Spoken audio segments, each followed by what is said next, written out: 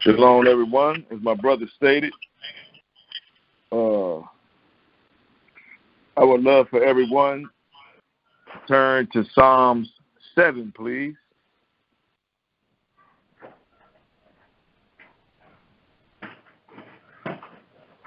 That is Psalms 7.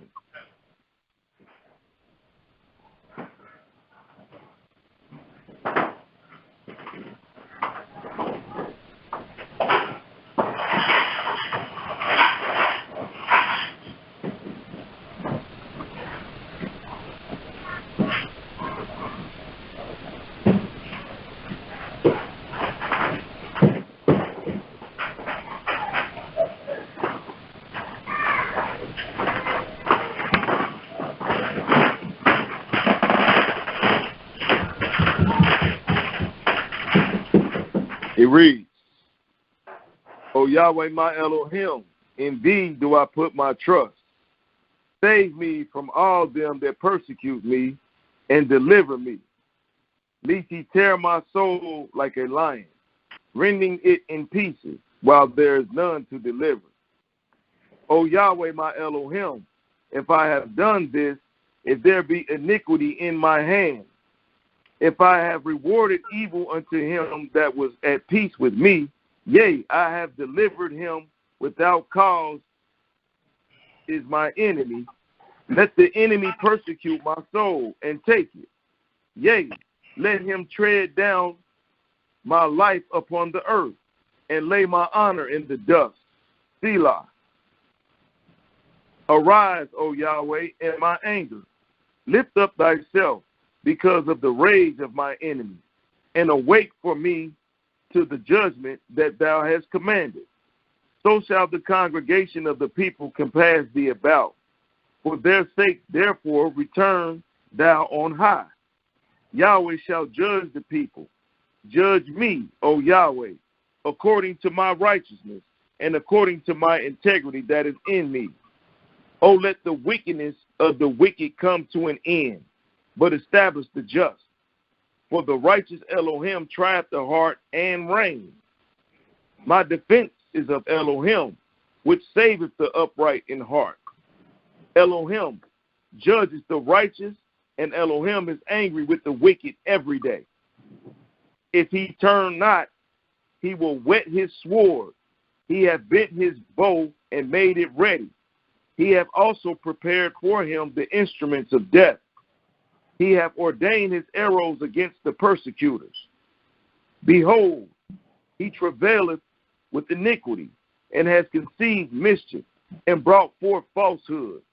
He made a pit, and digged it, and is fallen into the ditch which he made. His mischief shall return upon his own head, and his violent dealings shall come down upon his own pate. I will praise Yahweh according to his righteousness, and will sing praise to the name of Yahweh Most High. Hallelujah! Hallelujah. As my brother stated, I would love for everyone to turn to Psalms 11, please. That is Psalms 1:1.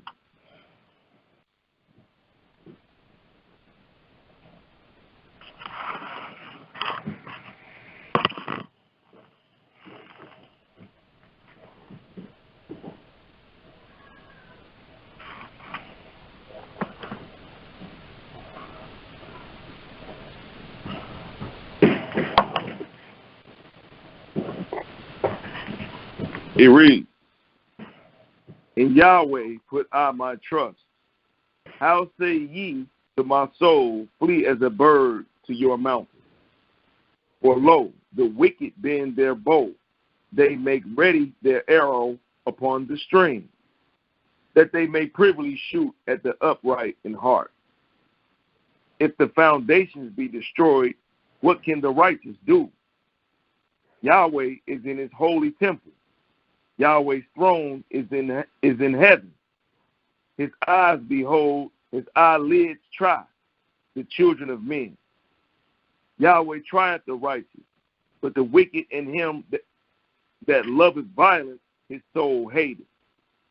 Upon the wicked he shall rain snares, fire, and brimstone, and an horrible tempest.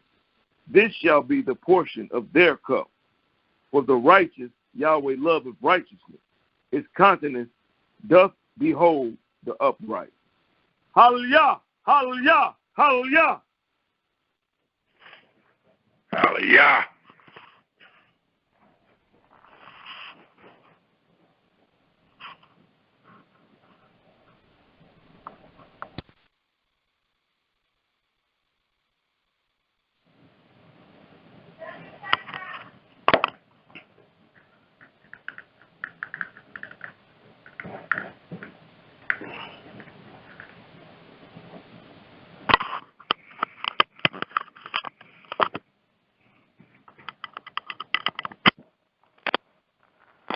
Hallelujah. And Shalom, Israel. First and foremost, I would like to give thanks and praise to the Creator of the heaven and earth and everything therein is by saying Hallelujah. And secondly, I would like to give thanks for the listening audience for lending the ear that ye may hear, that ye may fear Yahweh and depart from evil. Today's presentation will be called Violence Among the Youth in the Streets. And we will use this presentation to make a distinction and to answer a valid question that has been asked over and over again. And that question is, why is there so much violence in the streets among our youth?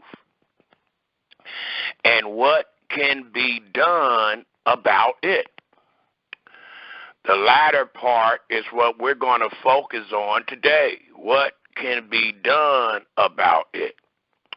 With all the politicians and money that America is supposed to have and all the technology, for some reason, they never have a remedy for the violence that we find among our youth in the streets. And there is a reason why they do not have a remedy. And we will reveal why there is no remedy today. And it denotes the divinity of our Creator. And we will reveal these things and show these things throughout our presentation. So again, today's presentation will be called Violence Among the Youth in the Streets. And we will use this presentation to show the answer thereof. In establishing this great presentation, and before we establish it, please get yourself a pen, a piece of paper, and in Holy Scripture, where you may jot down these most relevant scriptures that we will bring forth this day. And we're going to start off with a couple of questions that our fathers, or that the Israelites asked it in their time of despair, in their time of violence, in their time of corruption. These same questions were asked as they are being asked this day. It tells us, if we take a look in the book of Psalms, Psalms 74, and let's just read the first verse. And it tells us in Psalm 74,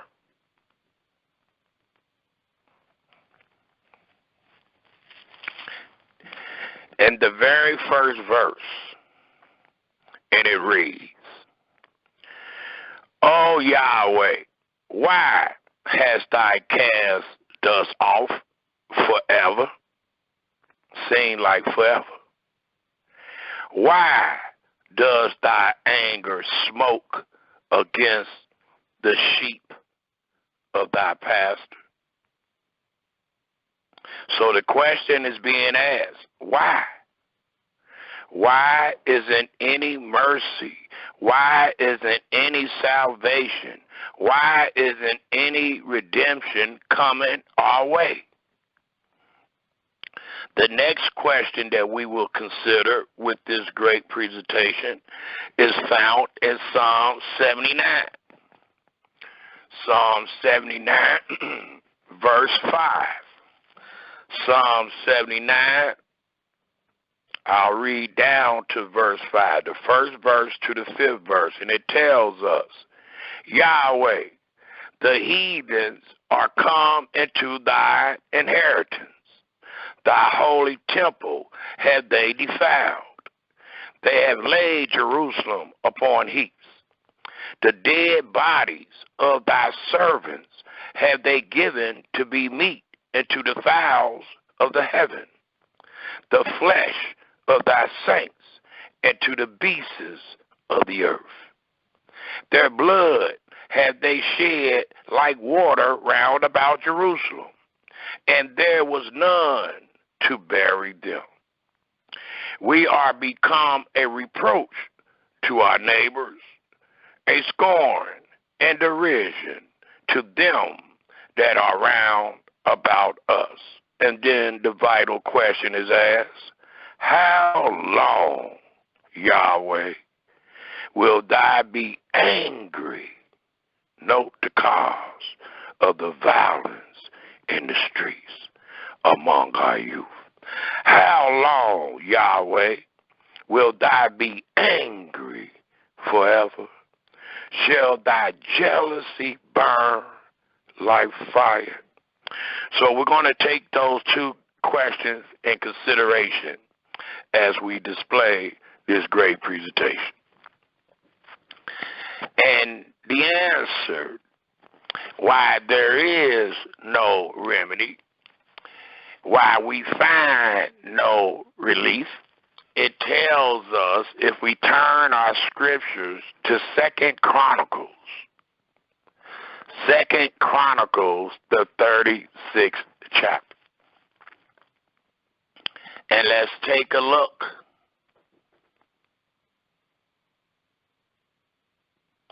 at the 14th verse to the 16th verse.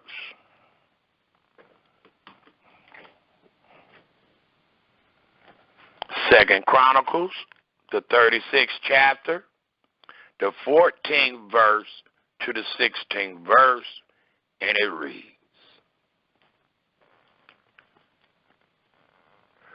Moreover, all the chief of the priests and the people transgress very much after all the abominations of the heathen, and polluted the house of Yahweh, which he had hallowed in Jerusalem. And Yahweh Elohim of their fathers sent to them by his messengers, rising up bedtime and sending, because he had compassion on his people. Look at the compassion. Look at the mercy that Yahweh extended to his people. And that mercy and that compassion denoted the prophets being sent early, telling his children to return. It tells us again in the 15th verse, and Yahweh Elohim of their fathers sent to them by his messengers, rising up early and sending, because he had compassion on his people and on his dwelling place. But they mocked the messengers of Yahweh and and despised his words and misused his prophets until, please take note of your current situation, the wrath of Yahweh arose against his people till there was no remedy. And this word remedy denotes healing. Healing from your trials and tribulations. Healings from your afflictions. Healings from your sorrows and deaths. So it allows us to know that there could be a time where the people refuse the compassion of Yahweh, and he will bring forth his jealousy. He will bring forth his wrath, and till there is no remedy, as we are witnesses this day. Let us all turn our holy scriptures to Psalms 19. For it tells us in Psalms 19, if we all turn there, please. And it reads in the very first verse, and please take note of every word, for every word of Yahweh is pure, and he is a shield unto them that put their trust in him. Add not unto his words, lest he reprove thee, and thy be found a liar. Thus it tells us in Psalms 19, verse 1. The heavens declare the glory of Yahweh, and the firmament shows his handiwork. Day into day utter speech, and night into night showeth knowledge. There is no speech nor language where their voice is not heard.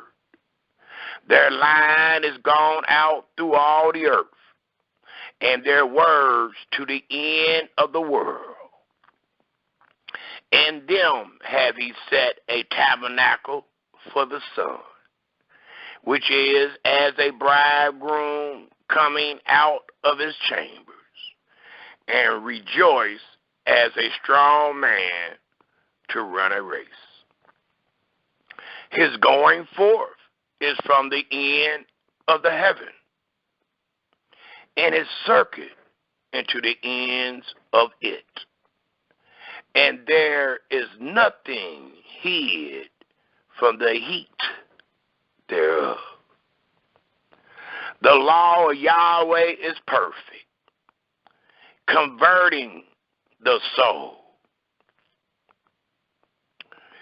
restoring the soul. The testimony of Yahweh is sure, making wise the simple. The statutes of Yahweh are right, rejoicing the heart. The commandment of Yahweh is pure, enlightening the eyes. The fear of Yahweh is clean, enduring forever. The judgments of Yahweh are true.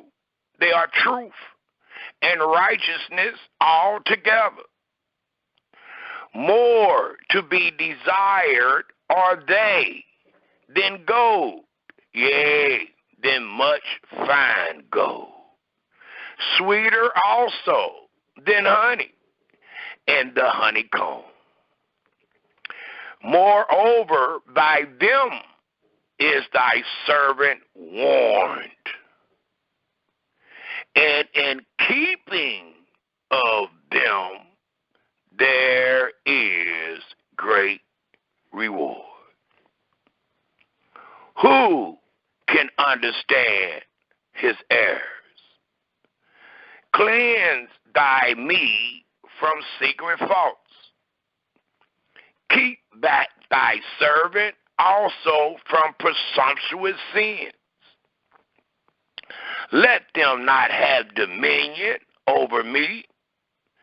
Then shall I be upright, and I shall be innocent from the great transgression or much transgression. Let the words of my mouth,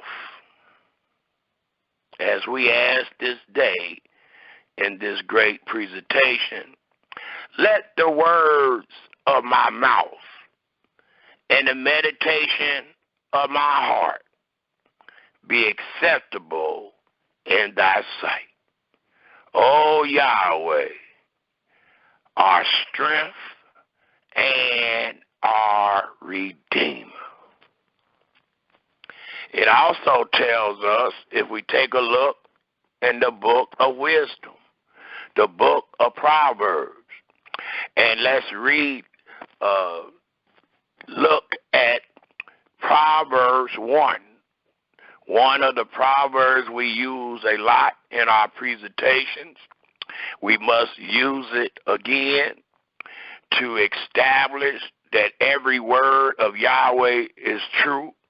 It is pure. And we are not to add nor take away from any one of those words. And if we don't, those words will explain our current situation as it will explain the past situation that befell the Israelites. Thus, it tells us in Proverbs 1, if we all turn there, please, and let's pick up at the 7th verse. For it reads, the fear of Yahweh is the beginning of knowledge, but fools despise wisdom and instructions. My son, hear the instruction of thy father. For it tells us in the book of wisdom, train a child in the way that they should go, and when they are old, they shall not depart from it. Thus the 8th verse reads, my son, hear the instruction of thy father, and forsake not the law of thy mother, for they shall be an ornament of grace into thy head, and chains about thy neck. My son, if sinners entice thee, consent thy not. If they say, come with us, let us lay wait for blood. Let us lord privately for the innocent without cause. Let us swallow them up alive as the grave, and whole as those that go down into the pit. We will find all precious substance. We will fill our houses with spoil. Cast in thy lot among us. Let us all have one purse. My son, walk not thy in the way with them. Refrain thy foot from their path, for their feet run to evil, and make haste to shed blood each and every day in these streets. Surely in vain the net is spread, and the sight of any bird, and they lay wait for their own blood. They lord privately for their own lives. So are the ways of everyone that is greedy of gain, which take away the life of the owners thereof. Wisdom crieth without. She utters her voice in the streets. She cries in the chief place of the concourse, in the openings of the gate. In the city she utters her voice, or she utters her words, saying, How long, ye simple ones, will you love simplicity? And the scorners delight in their scorning. And you fools hate knowledge. Turn you at my reproof. Behold, I will pull out my spirit into you. I will make known my words unto you as they are being made known today. Because I have called, and ye refused. I have stretched out my hand, and no man regarded. That's why there is so much violence among the youth in the streets. It tells us, but ye have set at naught all my counsel, all the words that we will read today, and would none of my reproof. I also will laugh at your calamities. Death, violence is a calamity. It says, I also will laugh at your calamity. I will mock when your fear comes. And don't nobody know more about your fear than you. That's the psychological part. That's the mental part that destroys us, that kills us each and every day. It tells us again in the 26th verse, I also will laugh at your calamity. I will mock when your fear comes. When your fear comes as desolation, and your destruction comes as a whirlwind, when distress and anguish come upon you, then shall they call upon me. Then shall they ask, how long, Yahweh?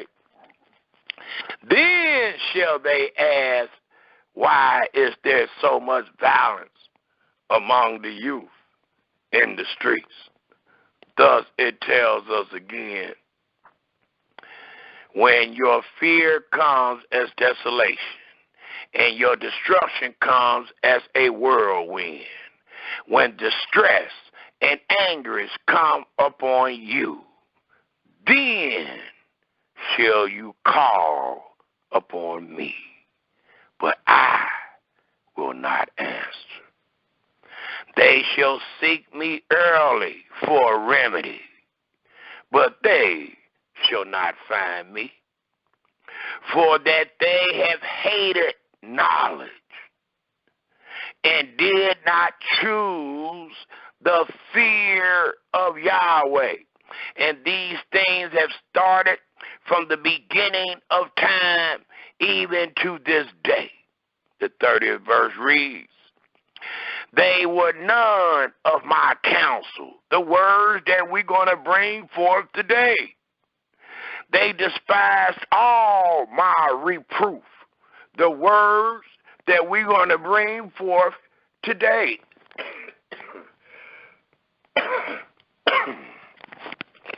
It reads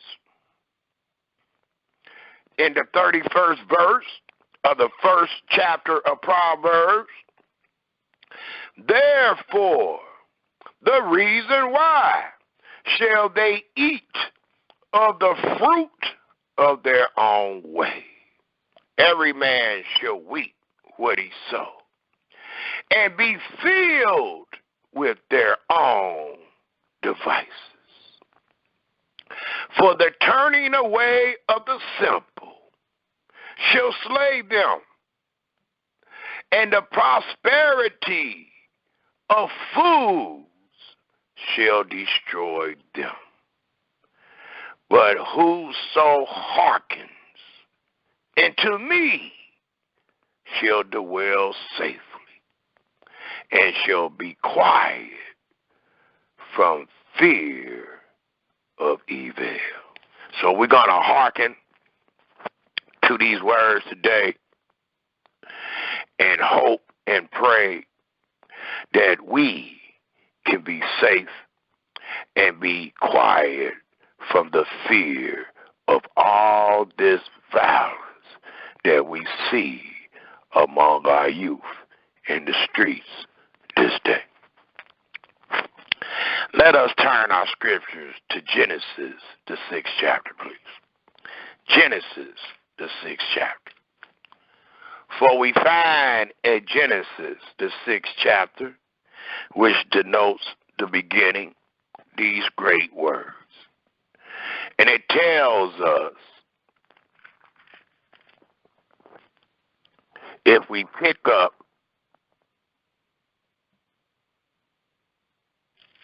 at the 5th verse, Genesis, the 6th chapter, let's pick up at the 5th verse. And it tells us in the 5th verse to the 13th verse, and Yahweh saw that the wickedness of man was great in the earth. And we want to know, why is there so much violence among the youth in the streets? We want to know how long. We want to know, based on the 5th verse of Psalm 79, how long, Yahweh, will thou be angry forever? Shall thy jealousy burn like fire? We also want to know, Yahweh, why hast thou cast us off forever? Why does thy anger smoke against the sheep, our sons and daughters, against the sheep of thy pasture? Well, it continues to tell us in Genesis, the 6th chapter, picking back up at the 5th verse, and Yahweh saw that the wickedness of man was great in the earth, and that every imagination of the thoughts of his heart, the thoughts of man, was only evil continually. And it repented, Yahweh, that he had made man on the earth. And it grieved him at his heart. And Yahweh said, I will destroy man whom I have created. Look what happens from the face of the earth. And we are being destroyed each and every day. Both man and beast, and the creeping thing, and the fowls of the air. For it repenteth me that I have made them. But Noah found grace in the eyes of Yahweh. These are the generations of Noah. Noah was a just man and perfect in his generations. And Noah walked according to the counsel of Yahweh. It reads, and Noah walked with Yahweh. And Noah begot 3 sons, Shem, Ham, and Japheth. The earth also, please take note, the earth also was corrupt, as it is this day, before Yahweh. And the earth was filled with violence, as it is this day. And Elohim looked upon the earth, and behold, it was corrupt.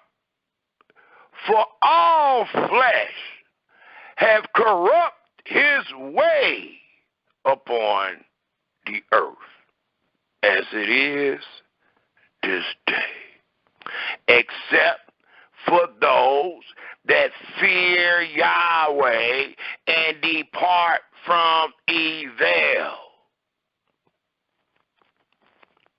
As we just seen with our great father Noah. Thus, it reads in the 12th verse, and Elohim looked upon the earth, and behold, it was corrupt. For all flesh have corrupted his way upon the earth. And you will truly corrupt your way upon the earth if you do not accept the knowledge from the beginning, or accept the beginning of knowledge, as we displayed 2 weeks ago. Well, here it tells us in closing of this chapter, it tells us in the 13th verse, and Elohim said unto Noah, the end of all flesh is come before me. Why? It says, for the earth is filled with violence. Through them, we killing ourselves. The enemy killing us. It says, and behold, I will destroy them with the earth. It also tells us, if we take a look at the 4th chapter of Genesis, for the 4th chapter of Genesis tells us, if we pick up at the 3rd verse, and in process of time, Genesis 4 and 3, and in the process of time, it came to pass that Cain brought of the fruit of the ground an offering unto Yahweh. And Abel, he also brought of the firstlings of his flock, and of the fat thereof. And Yahweh had respect unto Abel, and to his offering. But unto Cain, and to his offering, he had not respect. And Cain was very wroth, and his countenance failed. And Yahweh said unto Cain, why art thou wroth? And why is thy countenance fallen? Note the 7th verse. For it tells us, we that have eyes that can see, if thou does well, what is well? Out of all that we have found throughout the Holy Scriptures, what does it denote when it says, if thou does well, in the beginning? What do this statement notes? It denotes the fear of Yahweh and departing from evil.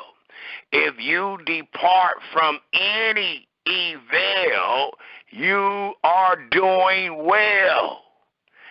And if you fear Yahweh, which will give you the integrity to depart from all evil, ye will truly be doing well, as you just seen with your father Noah.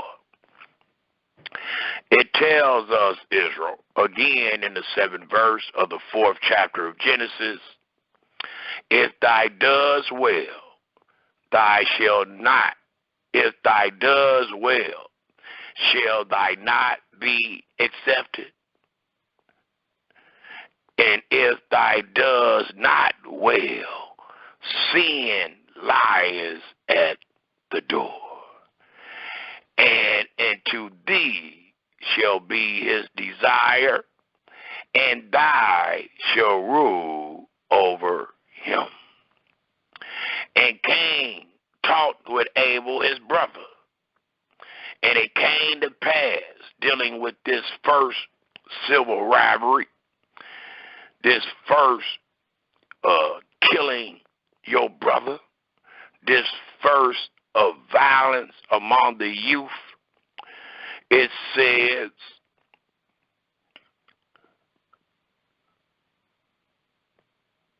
again in the 8th verse, and Cain talked with Abel his brother, and it came to pass when they were in the field that Cain rose up against Abel his brother and murdered him.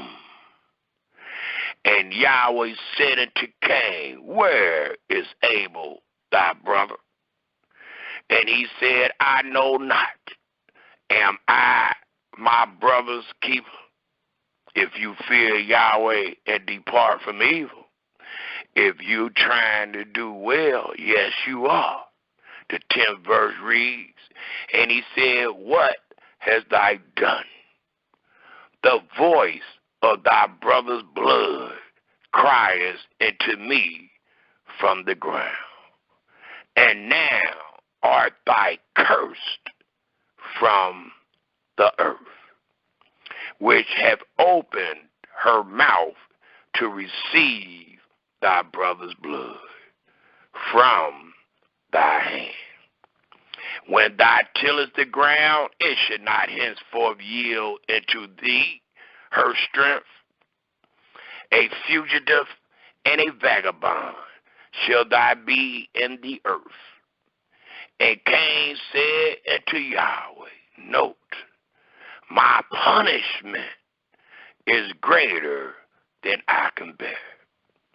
Behold, thou hast driven me out this day from the face of the earth, and from thy face shall I be hid, as we just read in Proverbs 1. And I shall be a fugitive and a vagabond in the earth. And it shall come to pass that every one that find me shall slay me. It also tells us, Israel, if we take a look in the book of Genesis where we are, let's take a look at one more chapter, and that is the 15th chapter. A foretelling of what type of violence that will befall the seed of Abraham. And not only what type of violence, but the places that you will find yourself in among so much violence. Thus, it tells us in the 15th chapter of Genesis. If we take a look at the 13th and 14th verse, Genesis, the 15th chapter, the 13th and the 14th verse. For it reads, and he said unto Abram, know of a surety that thy seed shall be a stranger in a land that is not theirs, and shall serve them, and they shall afflict. Affliction denotes violence, and they shall afflict them 400 years violently. And also that nation whom they shall serve, where you will find all this violence among the youth in the streets, it says, and also that nation whom they shall serve will I judge. Why? Because there's going to be a lot of violence being displayed upon the sons and daughters of Abraham. And the Almighty already told Abraham, he that bless thee shall be blessed, and he that curse thee shall be cursed. Thus it tells us in the last sentence of the 13th verse, they shall afflict them 400 years. That is a lot of violence. And I hear them talking on the news now about how a lot of the youth being seeing all these killings and murders in broad daylight, that they traumatize. Well, the affliction, the trials and tribulations that Yahweh bring upon man traumatizes them. We've been traumatized. It just might be more shootings in your neighborhood today. So the latest news person will come up with the psychological effects that might befall us, seeing and being in the midst of all this violence and murder. But the trials and tribulations, the afflictions, denotes the violence. And note where all this affliction is being done: among your enemies, in a nation, in a land, among a government that is not yours. Thus it tells us in the 14th verse, and also that nation whom they shall serve will I judge, and afterwards shall they come out with great substance. So it allows us to know that there is no remedy in the midst of this affliction until Yahweh hear their cry and have respect unto them by seeing the affliction that befalls them, and then shall they be saved. So there is no remedy in between the affliction. The remedy comes after the affliction. So while we see all this murder and all this violence being perpetrated among the youth in the streets, we know that this is the act and the wrath and the jealousy of Yahweh. And there is no remedy in between this violence until Yahweh hear our cry, and until Yahweh have respect into our affliction. And then it is told man that Yahweh will judge that nation, and afterwards those that was afflicted will come out with great substance. So that's the pattern. And that's why there is never a remedy from your congressmen, from your politicians, from your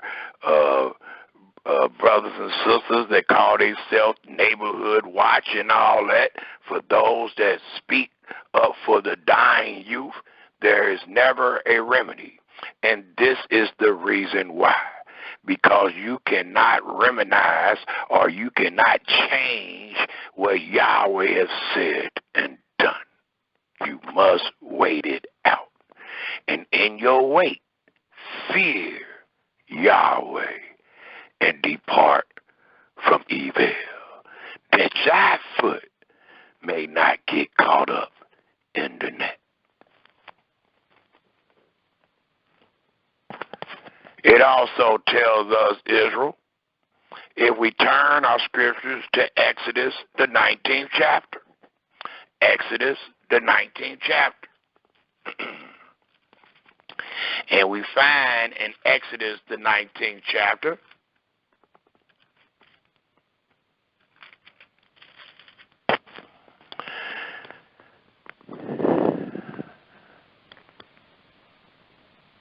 if we pick up at the 5th verse, and we will read to the 11th verse, and it reads,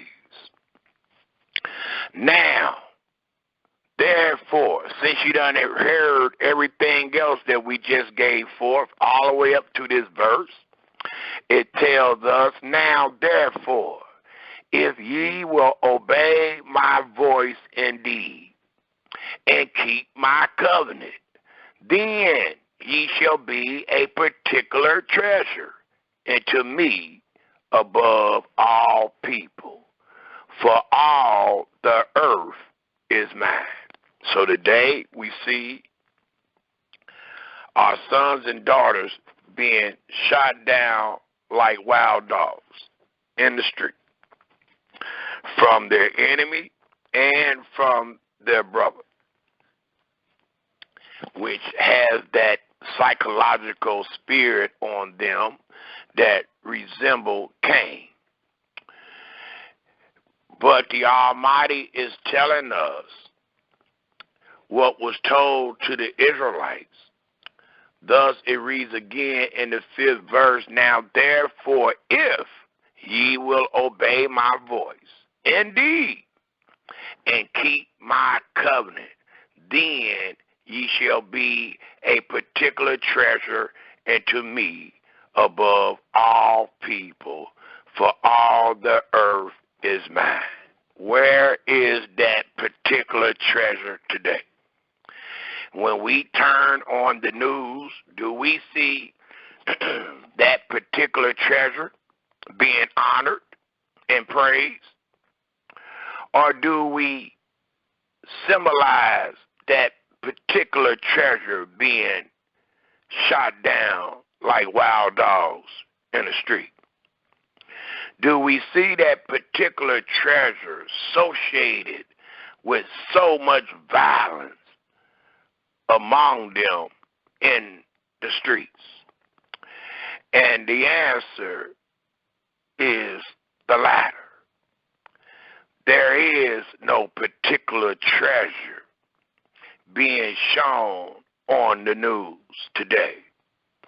And the reason why is because the particular treasure is among the common people. They are among the other nations. And Yahweh knows where his people is. And Yahweh told his people if they kept his covenant, then he will make them a particular people and a particular treasure, and to him above all the people that Yahweh have created. So it allows us to see the time. It allows us to see the day. The day that we see right now do not denote a particular treasure of people being under a covenant. But instead, today denotes that particular people being a recipient of Yahweh's jealousy and his wrath. And this jealousy and wrath has brought so much violence among our youth in these streets. Thus, it continued to tell us in the 6th verse, and ye shall be unto me a kingdom of priests, and an holy nation. These are the words which thou shalt speak unto the children of Israel. And Moses came and called for the elders of the people, and laid before their faces all these words which Yahweh commanded him. And all the people in that day answered together and said, all that Yahweh has spoken, we will do. And Moses returned the words of the people unto Yahweh. And Yahweh said unto Moses, lo, I come into thee in a thick cloud, that the people may hear when I speak with thee, and believe thee forever. And Moses told the words of the people unto Yahweh. It also tells us, if we take a look at the 15th chapter of, the 5th chapter of Deuteronomy. Let us go to Deuteronomy. After we heard what was said to the Israelites in the wilderness in the first year of their wanderings, well, let's see what was said in the 40th year of their wanderings, which is found in Deuteronomy, the 5th chapter. And one thing I want you to take note of is found in the 15th verse of the 5th chapter of Deuteronomy.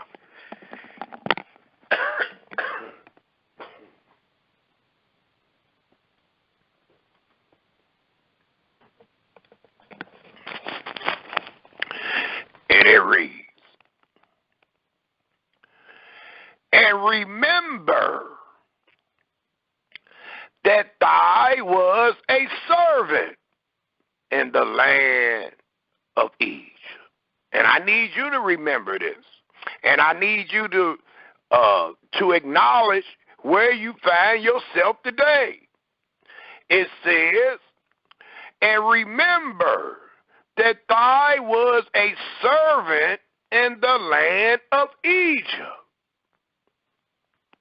Why do Yahweh require that the Israelites remember that they was a servant in the land of Egypt?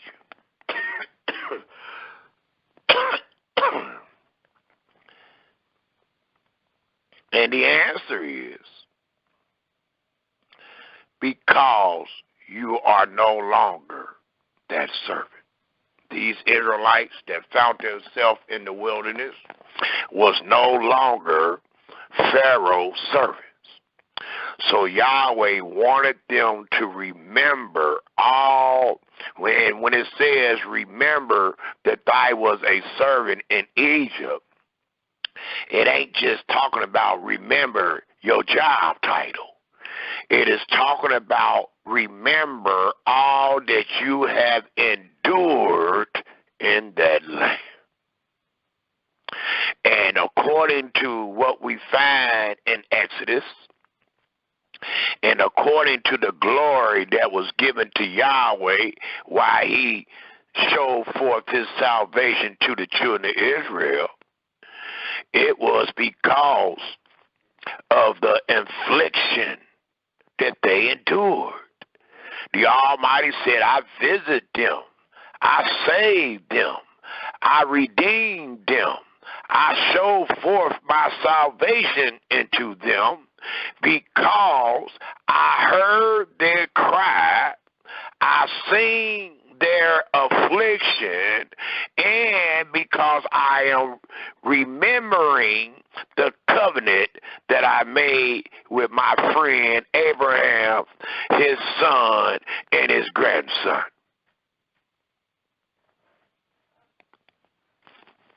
So the Almighty wanted Israel to remember what they endured in captivity.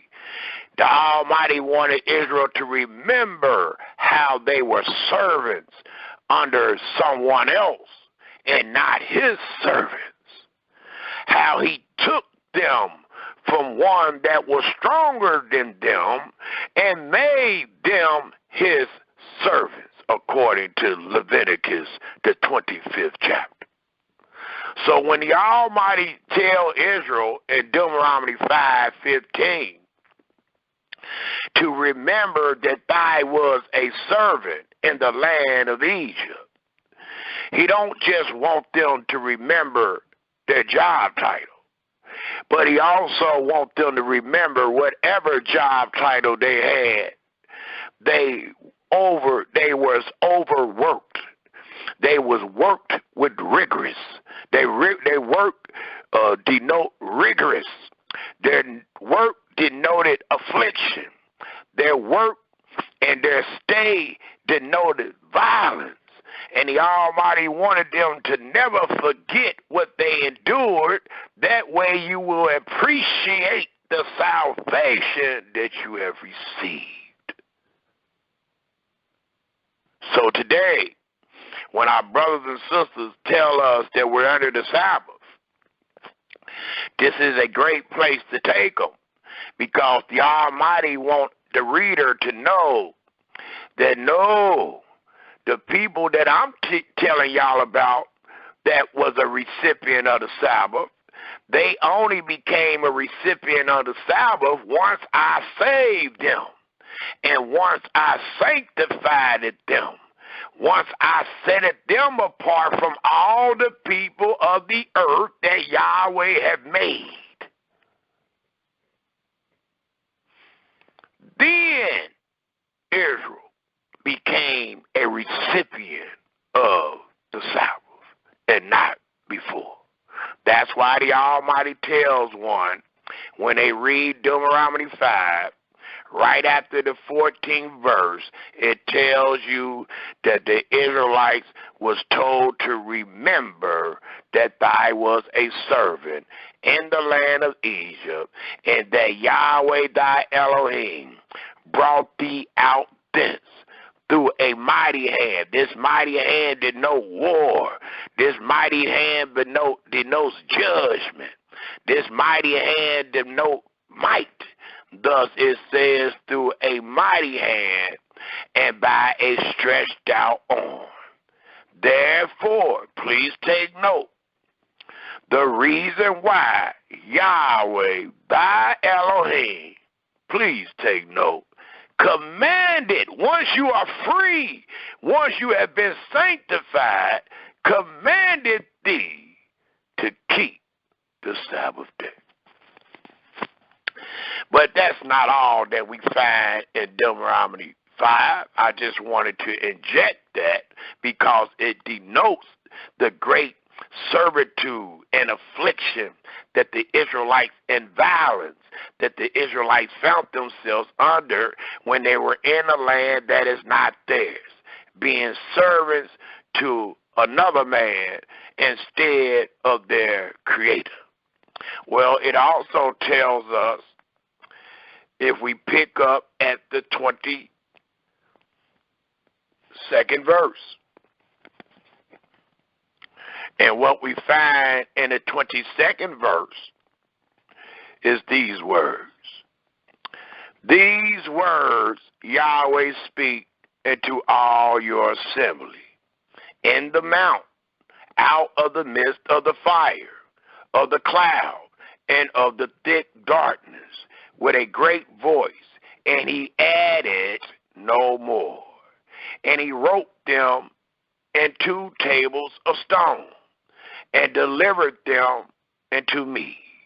And it came to pass, when ye heard the voice out of the midst of the darkness, for the mountain did burn with fire, that ye came near unto me, even all the heads of your tribes, and your elders. And ye said, behold, Yahweh Elohim have showed us his glory and his greatness, and we have heard his voice out of the midst of the fire. We have seen this day that Yahweh does talk with man, and he lives. Now, therefore, why should we die? For this great fire will consume us if we hear the voice of Yahweh our Elohim anymore. Then we shall die. For who is there of all flesh that have heard the voice of the living Elohim speaking out of the midst of the fire, as we have, and lived? Go thy near, and hear all that Yahweh our Elohim shall say, and speak thy unto us all that Yahweh our Elohim shall speak unto thee, and we will hear it and do it. And Yahweh heard the voice of your words when ye speak unto me. And Yahweh said unto me, I have heard the voice of the words of this people, which they have spoken unto thee. They have well said all that they have spoken. Oh, that there was such an heart in them, that they would fear me and keep my commandments always, that it might be well. Please take note of the wording, the same wording that you find in Genesis, the 4th chapter. If thou does well, thou shalt be accepted. If thou does not well, sin lies at the door. Thus it reads, that it might be well with them and with their children forever. Well, today it is not well with our children. Go say to them, get you into your tents again. But as for thee, Moses, stand thy here by me, and I will speak unto thee all the commandments, and the statutes, and the judgments, which thou shalt teach them, please take note, that they may do them in the land which I give them to possess it. Ye shall observe to do therefore as Yahweh your Elohim commands you. Ye shall not turn aside to the right hand or to the left, for every word of Elohim is pure. Ye shall walk in all the ways which Yahweh your Elohim hath commanded you, that ye may live. Fear Yahweh and depart from evil, and ye shall live. Ye shall not be visited with trials and tribulations, with deaths and violence. It says that ye may live, and that it may be well with you, and that ye may prolong your days in the land which ye shall possess. So there is no remedy for you being in your enemy's land. If you were in your land, keeping all the words of the covenant, then there is compassion shown. There is mercy shown. There is a way that you can return from your evil and be saved, but not once Yahweh have judged you.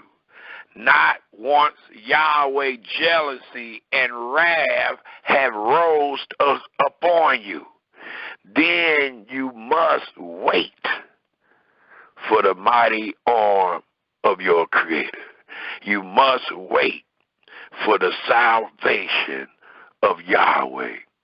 And that is the only remedy that we have dealing with this so much violence among the youth in the street.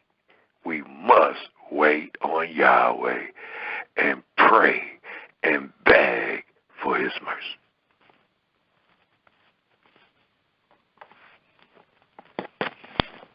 And if that is not true, then why haven't all these wise men and all this technology and all this money given us a remedy for all the violence that we see among the youth in our streets this day?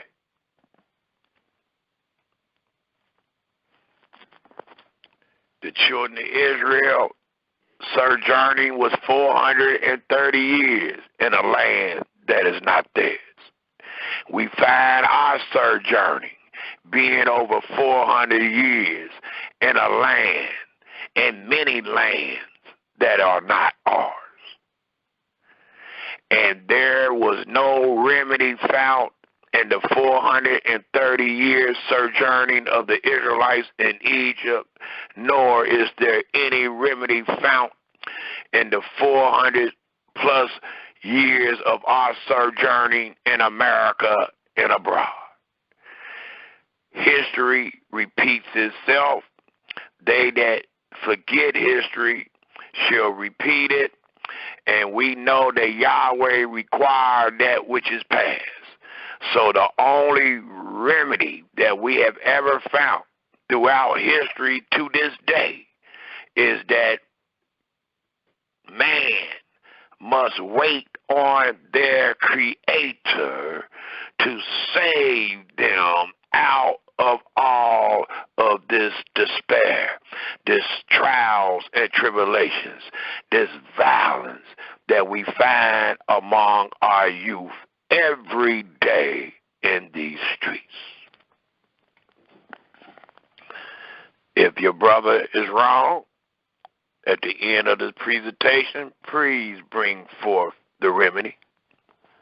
Please show the youth what they can do to avoid the violence that is laid upon them each and every day.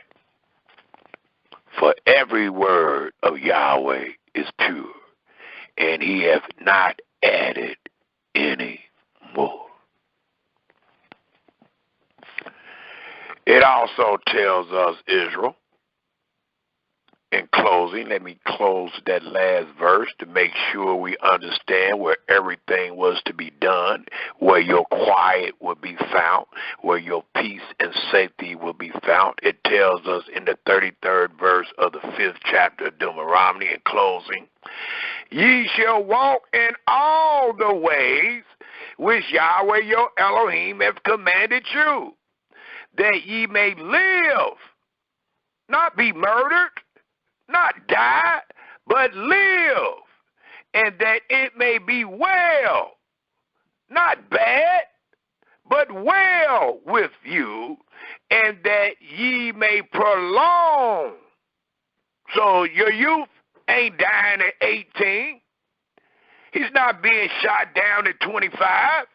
It says that ye may prolong your days in the land which ye shall possess, not the land that you find yourself a stranger, not the land that you find yourself being among the heathen, but in the land of the living, the promised land, among the covenant of the law, ye shall live, ye shall do well, and your days shall be prolonged in the land which ye shall possess.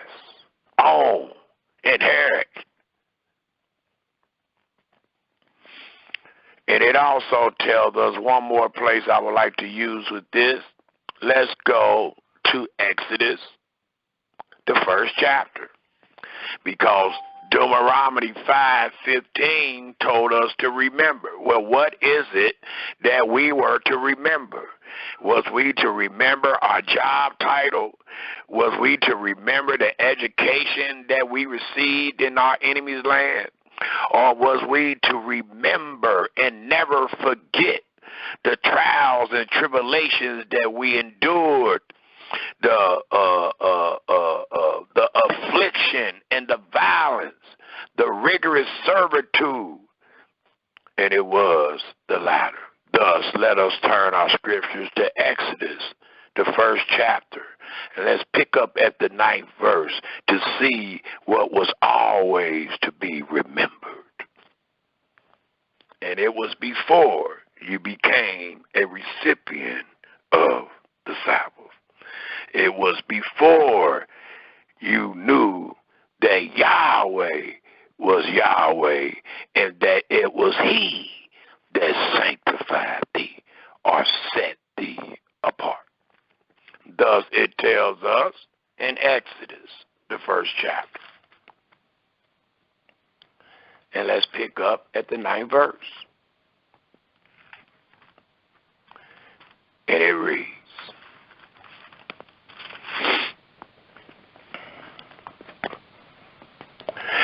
and he said unto his people, behold, the people of the children of Israel are more and mightier than we.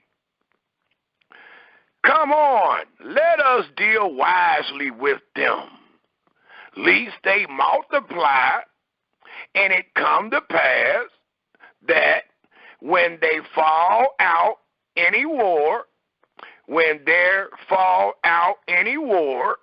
they join also into our enemies and fight against us, and so get them up out of the land. Therefore they did set over them taskmasters to afflict them with their burdens, and they built for Pharaoh treasure cities, Pithom, Ramses, but the more they afflicted, please take note what is transpiring. And this affliction denotes violence. But the more they afflicted them, the more they multiplied. And we see the same thing today.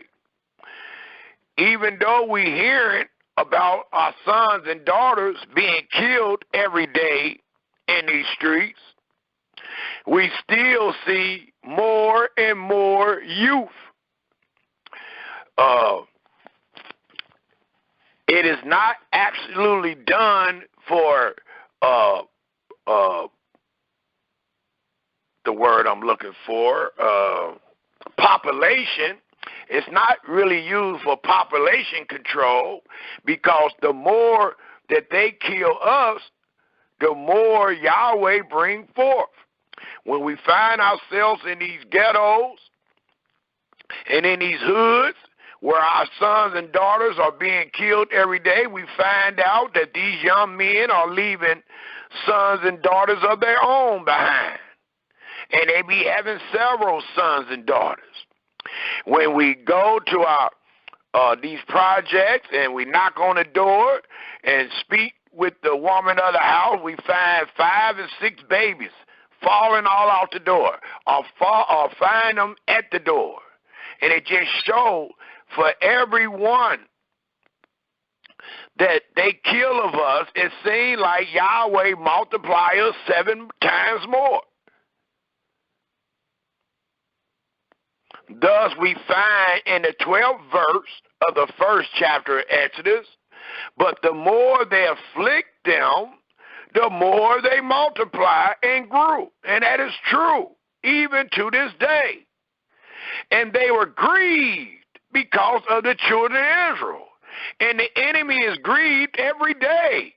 How can he not be grieved when Yahweh got the spirit of hatred upon him? So he is grieved to see somebody that he hates every day. And the Egyptians made the children of Israel to serve with rigor. This denote affliction. This denote violence. And they made their lives bitter with hard bondage, as we are under this day. And martyr, I don't care what your job title is, in martyr, in brick, and in all manner of service, even entertainment, in the fields, all their service, wherein they made them serve, was with rigor. And let's get an example of how your brother can connect this servitude and this rigor to violence. For it tells us in the 15th verse, and the king of Egypt speak to the Hebrew midwives, of which the name of the one was Shaphat, and the name of the other was Pur. And he said, when ye do the office of a midwife to a Hebrew women, and see them upon the stools, if it be a son, then ye shall kill him. But if it be a daughter, then she shall live. But the midwives feared Elohim, and did not as the king of Egypt commanded them, because they under their law, but saved the men children alive. And the king of Egypt called for the midwives, and said unto them, why have ye done this thing, and have saved the men children alive? And the midwives said unto the Pharaoh, because the Hebrew women are not as the Egyptian women, for they are lively and are delivered heir. The midwives come in into them. Therefore Yahweh dealt well with the midwives, and the people, please take note, the more they afflicted them, it says, and the people multiplied and waxed it very mighty. And it came to pass, because the midwives feared Yahweh, that he made them houses, and Pharaoh charged all his people, note the violence, saying, every son that is born, ye shall cast into the river. And casting into the river is just another word of saying, you should kill, you should murder. As we see the killings and the murderings and the castings of our sons and daughters in the rivers these days. It says again in the 22nd verse, and Pharaoh charged all his people, saying, every son that is born ye shall cast into the river, and every daughter ye shall save alive. So here is a very, very violent statement from the enemies or the people that you find yourself living among that hate you. And it allows us to know that the violence is being displayed, but not only by your enemy. The violence can also be displayed by your brothers because of them being under the enemies, being under the enemy's laws, statutes, and judgments, being under the enemy's traditions, and being afflicted by the enemy. Thus, since I just said that, let's take a look at the second chapter of Exodus. Why we here? And let's establish what your brother means by being in another man's land, by being under another man's judgment and laws, by being under rigorous servitude, by being afflicted. It can also make you an enemy against yourself and against your brother, where you will be back in the psychological stage that Cain was in, to where you don't believe that the same man that looked like you is your brother and that you should be your brother keeper. Thus it tells us in Exodus 2, if we pick up at the 11th verse,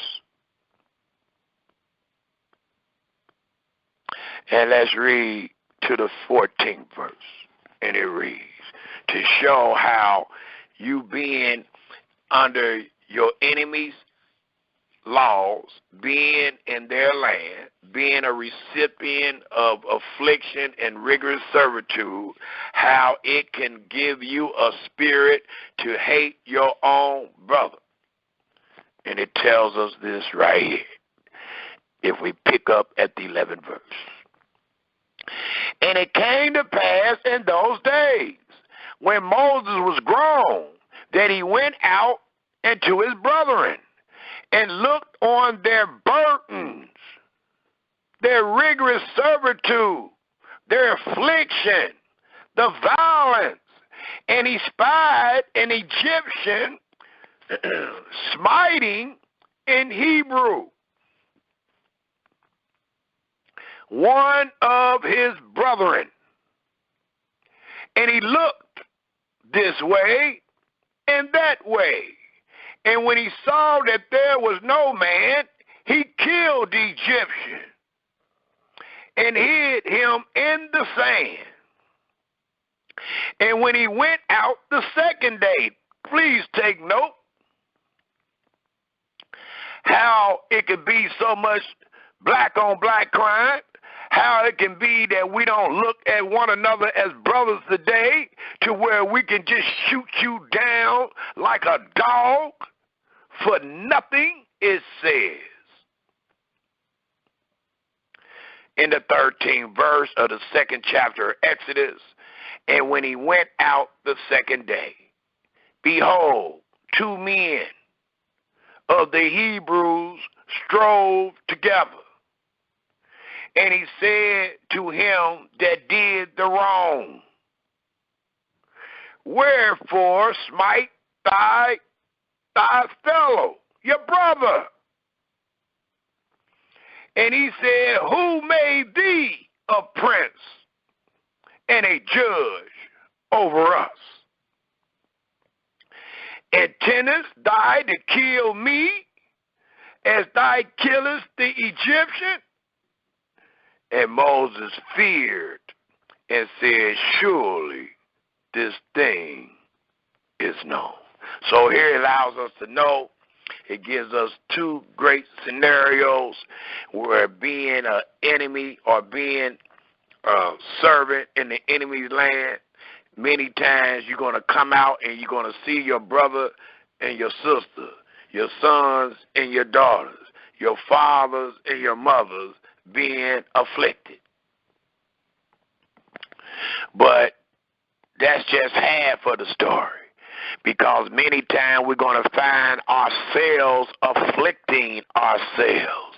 We're going to find ourselves smiting ourselves. We're going to find ourselves not being a brother keeper to ourselves, because of the condition you find yourself under. And it is a condition without a remedy. And it is not always physical. Many times we teach, we still find ourselves in captivity without the chains, because they took the chains off our hands and our feet and put them on our minds, to where we have civil rivalry every day. We find on social media where sisters killing each other on Facebook, on YouTube. We find our sons killing their mothers, our daughters killing their fathers, our fathers killing their sons. We find all these things, and most of these things come by way of psychological. It is mental. Thus, if we take a look at Exodus again, I don't have that right now, but I'm going to go ahead and throw it in. The 6th chapter. Exodus, the 6th chapter. And look what we find in the 9th verse. What we find in the 9th verse is the condition of the mindset of the people that day. And it tells us, and Moses spake so unto the children of Israel, but they hearken not unto Moses. Why not? Why wouldn't they hearken to the words of salvation? Why wouldn't you hearken if a man got on a podium and told you to quit all the black-on-black crime? Stop killing your brother. Stop killing your sister. Why wouldn't you listen to that? Why wouldn't you take heed to that? Why wouldn't we be able to come back on the news and say, hey, we found a remedy? It tells us in this 9th verse, and Moses speaks so unto the children of Israel, but they hearken not unto Moses for anguish, the shortness of spirit, and for cruel bondage. So their spirit is affected. They have no thought past today. They'll kill you today and sit in jail for the rest of their life trying to figure out why did they do something as crazy as they did to get them sent to prison. They have no thought or concern past today. because their hope is lost. They are psychologically affected. A lot of times we hear about our conditions when people speak up or what might be published on the news or social media. But the unheard trauma that we suffer each and every day, and we all are witnesses. We know our fear. We know what we endure. We know our worries. We know all that, even though they might not ever be displayed. We know. And that's the psychological death that we live with each and every day.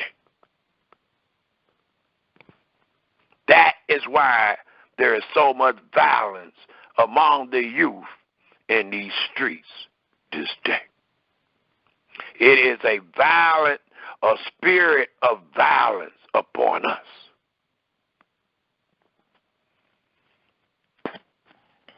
Thus, it tells us, if we pick up in the book of Deuteronomy, the 29th chapter. Deuteronomy, the 29th chapter. I'm just trying to establish some things to give us a great clue of why there's so much violence in the street among our youth and where it comes from. There's nothing new under the sun. There's a start to everything.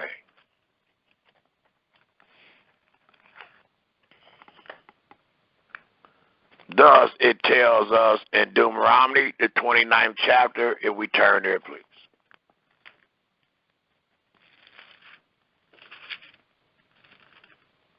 And what we find in Deuteronomy, the 29th chapter,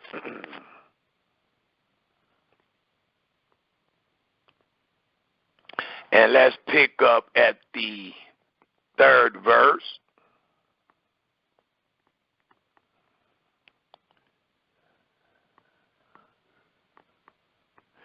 And it reads, I'll start at the 1st verse to allow us to understand what is transpiring. It says, these are the words of the covenant which Yahweh commanded Moses to make with the children of Israel in the land of Moab, beside the covenant which he made with them in Horeb. And Moses called unto all Israel and said unto them, ye have seen all that Yahweh did before your eyes in the land of Egypt, and to Pharaoh, and into all his servants, and into all his land. The great temptations which thy eyes have seen, and note what it took to save you from the violence that you endured. It's in the rigorous servitude. It says, the great temptations which thy eyes have seen, the signs and the great miracles. Yet Yahweh had not given you an heart to perceive, and eyes to see, and ears to hear, and to this day. As it is said in Deuteronomy, the 5th chapter, the 27th verse. And I have led you 40 years in the wilderness. Your clothes are not waxing old upon you, and thy shoe is not waxing old upon thy foot. Ye have not eaten bread, neither have ye drunk wine nor strong drink, that ye might know that I am Yahweh, your Elohim. And when ye came into this place, Sihon, the king of Heshbon, and Og, the king of Bashan, came out against us and to battle, and we smote them, and we took their land, and gave it for an inheritance unto the Reubenites, and to the Gadites, and to the half-tribe of Manasseh.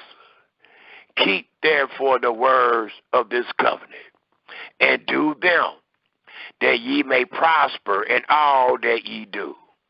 Ye stand this day, all of you, before Yahweh your Elohim, your captains of your tribes, your elders, and your officers, with all the men of Israel, your little ones, your wives, and thy stranger that is in thy camp, from the heather of thy wood into the drawer of thy water, that thou should enter into covenant with Yahweh thy Elohim, and into his oath which Yahweh thy Elohim make with thee this day, that he may establish thee today for a people into himself. And that is what is called set apart, and that is what is called being sanctified, and that he may be into thee a Elohim, as he has said unto thee, and as he has sworn unto thy fathers, to Abraham, to Isaac, and to Jacob. Neither with you only do I make this covenant and this oath, but with him that stand here with us this day before Yahweh our Elohim, and also with him that is not here with us this day. For ye know how we have dwelt in the land of Egypt. And you should know, because the Almighty told Israel to know, and told them to remember, and told them not to forget. Thus the 16th verse tells us, for ye know how we have dwelt in the land of Egypt, and how we came through the nations which ye passed it by. And ye have seen their abominations and their idols, wood and stone, silver and gold, which were among them. Lest there should be among you man or woman, or family, or tribe, whose heart turn away this day from Yahweh our Elohim, to go and serve the gods of these nations, lest there should be among you a root that bear gall, poisonous. It says poisonous herb denotes the gall, and wormwood. And it come to pass, when he hear the words of this curse, that he bless himself in his heart, saying, I shall have peace, saying, Shalom, even though we are dying each and every day. Even though you refuse to acknowledge the curse, and you tell people you bless, you under the law, or whatever the case is, the Almighty says, in the imagination of my heart, to add drunkenness to thirst. That's all you're doing. Thus, let me read the 19th verse again. And it came to pass, when he heard the words of this curse, that he blessed himself in his heart, saying, I shall have peace, shalom, though I walk in the imagination of my heart, to add drunkenness to thirst. Look what Yahweh said he would do to you. It says Yahweh will not spare him, but being the anger of Yahweh and his jealousy, which brings forth his wrath and all his dollars, it reads, shall smoke against that man, and all the curses that are written in this book shall lie upon him, and Yahweh shall blot out his name from under heaven. And Yahweh shall separate him into evil out of all the tribes of Israel, according to all the curses of the covenant that are written in this book of the law, so that the generation to come of your children that shall raise up after you, and the stranger that shall come from a far land, shall say, when they see the plagues of that land, and the sicknesses which Yahweh have laid upon it, and that the whole land thereof is brimstone, and salt, and burning, that it is not sown, nor bare, nor any grass grow therein, like the overthrow of Sodom and Gomorrah, Admah and Zebon, which Yahweh overthrew in his anger and in his wrath. Even all nations shall say, wherefore have Yahweh done thus into this land? What mean the heat of this great anger? And we asking the question today, trying to figure out why is there so much violence among the youth in the streets today.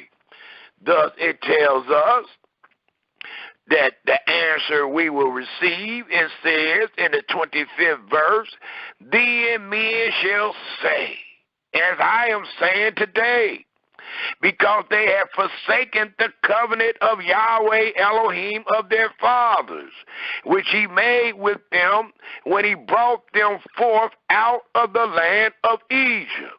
For they went and served other gods and worshipped them, gods whom they knew not, and whom he had not given into them. And the anger of Yahweh was kindled against this land, to bring upon it all the curses that are written in this book. And Yahweh rooted them out of their land in anger and in wrath and in great indignation, and cast them into another land as it is this day. And now they find themselves recipients of much violence among the youth in these streets, in the land that Yahweh cast them into. The 29th verse reads, the secret things belongs unto Yahweh our Elohim. So the things we don't know concerning this subject matter, why is there so much violence among the youth in the street? That belongs to Yahweh. But the things that are revealed will truly allow you to know why there's so much violence among the youth in the streets today without a remedy.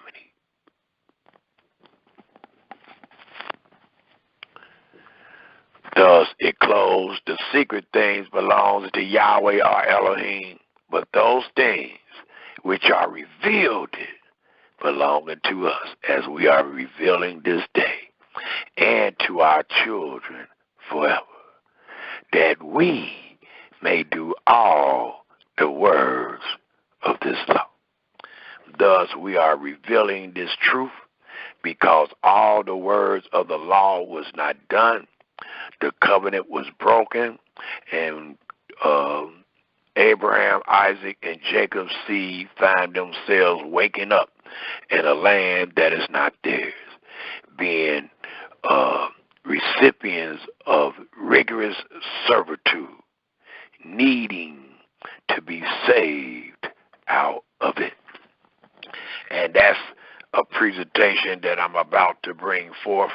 I've been hearing a lot of our brothers and sisters speaking on many of the things that we have taught over the years, and asked in Israel certain questions that denote that Yahweh's hand is not shortened, nor is his ear heavy. The questions that I've been seeing lately, as we have asked for many years, how can you teach that you're under the covenant of the law today, but you're not a recipient of the reward? How can you teach that we are under the law today, but we find ourselves in hell? We still find ourselves in the enemy land, under rigorous servitude and under much violence. How can you say that Yahweh's hand is shortened and his ear is heavy. For that is what you are truly saying every time you witness that you are under the covenant of the law, and Yahweh have not done anything for you far as bringing you out of this land, setting you back up, giving you having you being well, giving you longevity in your land. Until Yahweh do those things, you are lying, and you are telling the world that Yahweh's hand is shortened and his ear is heavy, because you are holy, you've been doing what you're supposed to do, and you are still here, suffering the same violence that each and every one of us are suffering. So you have truly mistaken, or you are calling Yahweh a liar. You are accusing Yahweh's hand of being shortened and his ear being heavy. I just wanted to throw that in, because if it's Yahweh's will, we will be teaching on that subject matter next week, how Israel will be saved. We're not walking up out of here for our glory. It is nothing that we have done good that denotes or that call for Yahweh to remember his covenant with Abraham, Isaac, and Jacob. The Almighty said, I will do that because of their cry and because of their affliction. And why their cry and why their affliction? Because they will find themselves under great, rigorous servitude, much violence, and an evil spirit and oppression, as we do this day, needing to be saved. And saying that, let us take a look at the 21st chapter of Deuteronomy. The 21st chapter of Deuteronomy denotes the Israelites being under the covenant of the law. It tells us in Deuteronomy, the 21st chapter, if we go there, please. And let's pick up at the 18th verse, showing a scenario with the Israelites being under the covenant of the law. And what was told them in the wilderness, if we pick up at the 18th verse, it reads,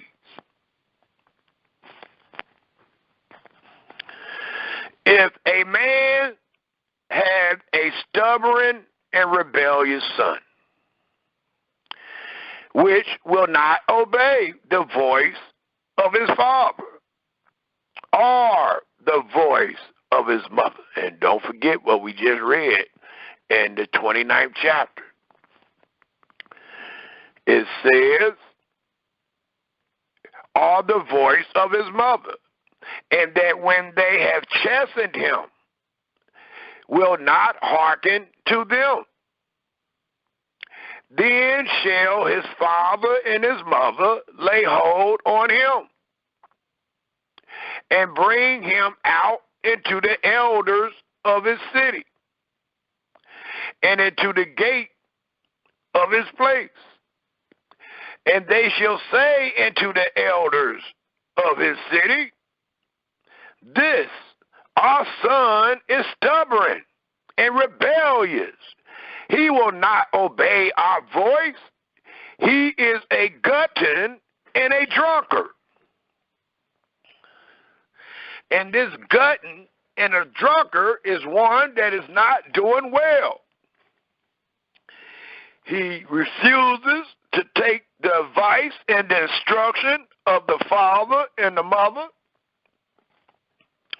So you can find himself not being in the house, out late, hanging with a bunch of people that don't care nothing about him, hanging out with a bunch of people, as it said in Proverbs 1, that try to entice you to do evil, Well, if you're not listening to your father and your mother, you sure ain't going to listen to nobody else. And you might take the advice of your young men or your young friends that you find yourself among that don't care nothing about you. You are already refusing the advice from those that do. So you find yourself in company. They say misery love company. You find yourself with the same miserable people trying to entice you to do evil. And that's how many of our youth is caught up. There is a saying called easy misled.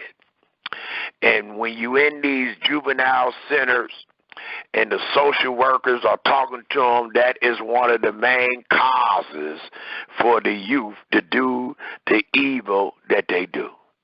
They were easily misled. Well, the scripture says, train a child in the way he should go. When he is old, he will not depart.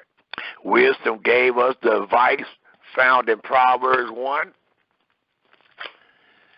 telling one that has wisdom and listening to their parents, being trained in the way they should go. According to the 10th verse, it said, my son, is sinners entice thee, consent thy not. If they say, come with us, and let us lay wait for blood, let us lurk privately for the innocent. And that's how it's done when we breaking in these people's houses, when we stealing cars, when we robbing banks, when we all the things that we do, when we selling drugs and all that. This is the same consent. If they say, come with us, let us lay wait for blood. The blood is not just the blood that's spilled. The blood is you serving somebody dope and they messed up for the rest of their life and all that. That is the blood. It's not just the blood you see spilled. That ain't the only way you kill.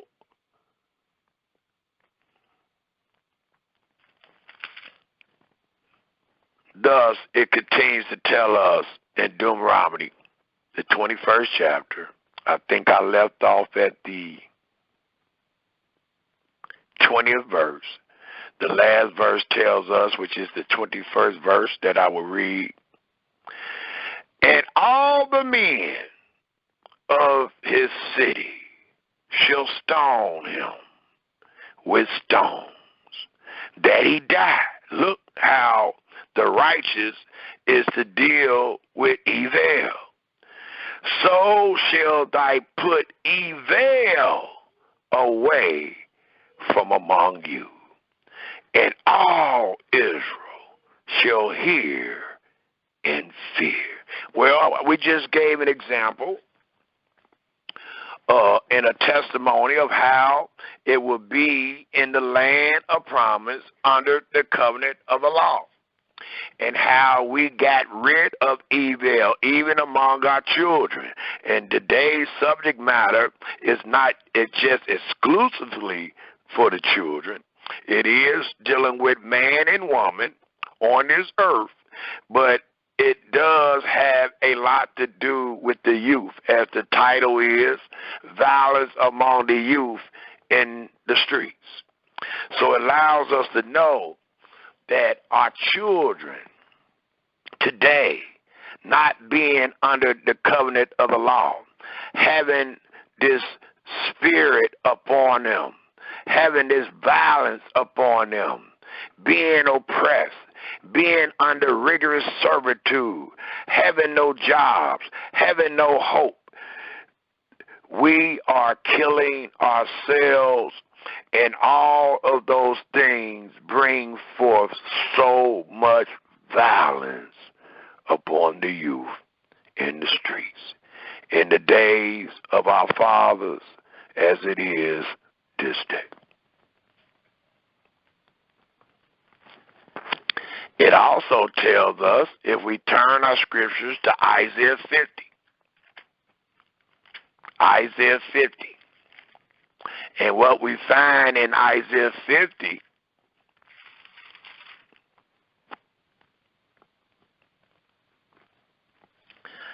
is the same thing that we just read about.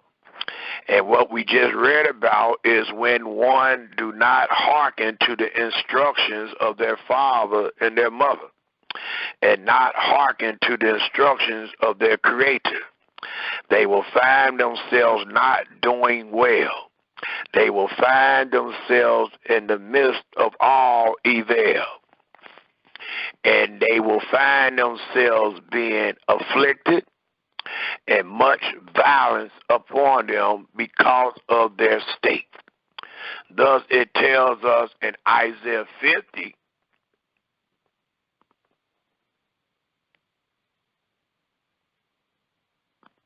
if we pick up at the 4th verse,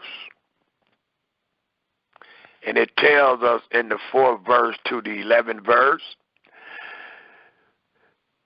the Master Elohim has given me the tongue of the learned, that I should know how to speak a word in season to him that is weary. And we all find ourselves weary this day. He waketh morning by morning. He waketh my ear to hear as the learned. Yahweh Elohim have opened my ear, and I was not rebellious, neither turned away back. I gave my back to the smiters, and my cheeks to them that pluck off the hair. I hid not my face from shame and spitting, for Yahweh Elohim will help me. Therefore shall I not be confounded. Therefore have I set my face like a flint, and I know that I shall not be ashamed. He is near that justify me. Who will contend with me? Let us stand together. Who is my adversary? Let him come near to me. Behold, Yahweh Elohim will help me. Who is he that shall condemn me? Lo, they all shall wax old as a garment. The moth shall eat them up. Who is among you that fear Yahweh, that obey the voice of his servant, that walk in darkness like us today and have no light? Let him trust in the name of Yahweh. Even though all this violence is among you, even though you're seeing people killed right out in front of your door, it says, let him trust in the name of Yahweh.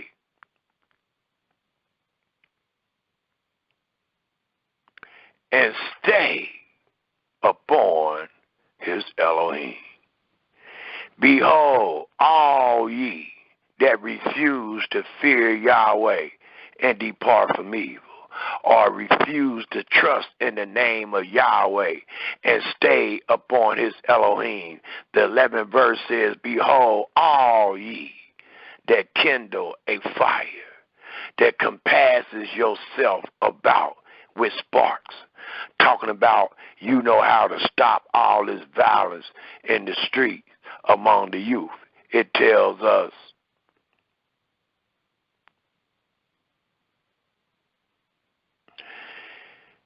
walk, let me read it again. Behold, all ye that kindle a fire, that compass yourself about with sparks.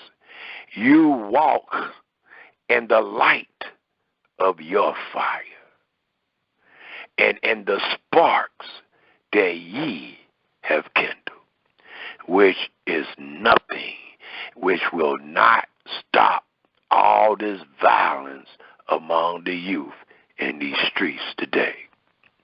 Thus it reads, this shall ye have of my hand. Ye shall lie down in sorrow, because you did not trust in Yahweh. You do not believe, or you hate the knowledge of the Holy. So with you not understanding nor having the knowledge of the Holy, you have no idea in the world how to stop the violence that we find among our youth in the streets today. Thus, it tells us, if we turn our scriptures to Jeremiah, the 16th chapter. Jeremiah, the 16th chapter. Because our fathers didn't have the answer, and I'm using the scriptures in comparison with us today. So our fathers didn't have the answer, nor do we.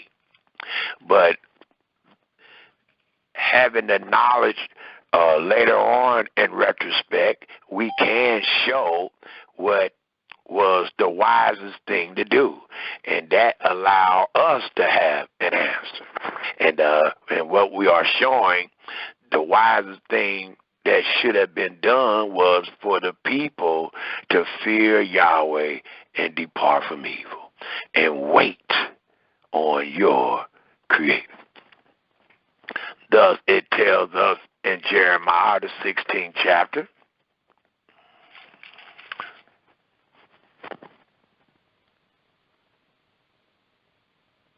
if we pick up at the 10th verse. And it says in Jeremiah, the 16th chapter, if we pick up at the 10th verse, and it reads, and it shall come to pass, when thou shalt show this people all these words, and they shall say unto thee, wherefore have Yahweh pronounced all this great evil against us? Or what is our iniquity?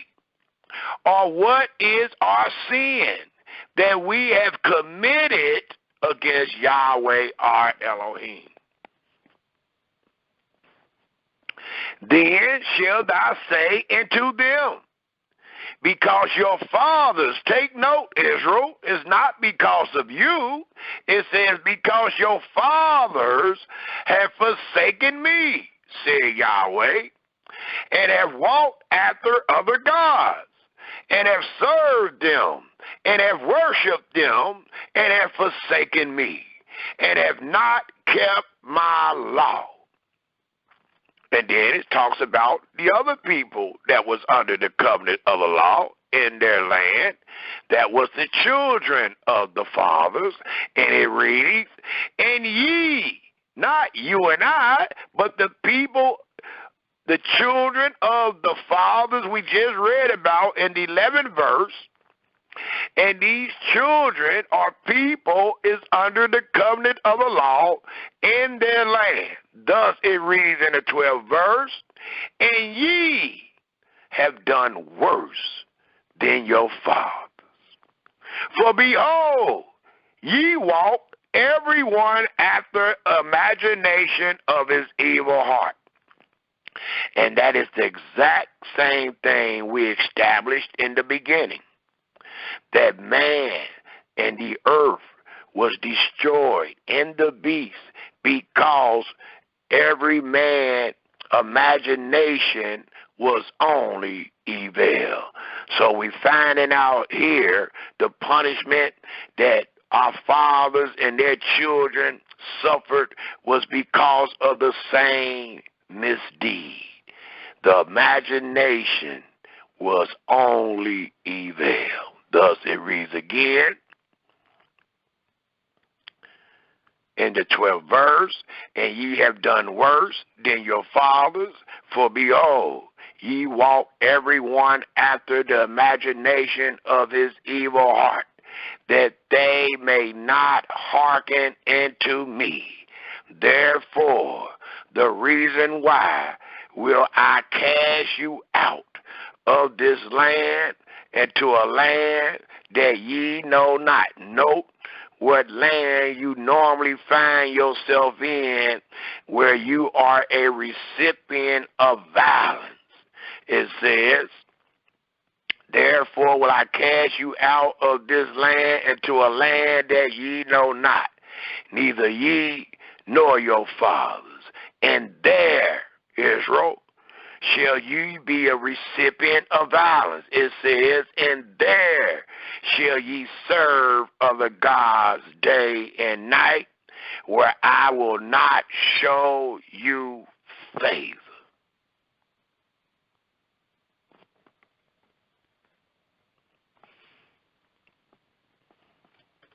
And you will need to be saved out of it, just like the children of Israel were saved out of Egypt. Thus, the next verse says, therefore, behold, the days come, said Yahweh, that it shall no more be said, Yahweh lived, that brought up the children of Israel out of the land of Egypt. But Yahweh lived, that brought up the children of Israel from the land of the north, and from all the lands whither he, Yahweh, have driven them. And I will bring them again, note the salvation, into their land that I gave into their fathers. It also tells us, if we take a look at the 30th chapter of Jeremiah, the 30th chapter of Jeremiah, and what we find in the 30th chapter is what I spoke about a couple of minutes ago, about a presentation that we will do very soon, and it will show that Israel will be saved. Well, in the 30th chapter of Jeremiah, these things are spoken. If we pick up at the very first verse, and we will read to the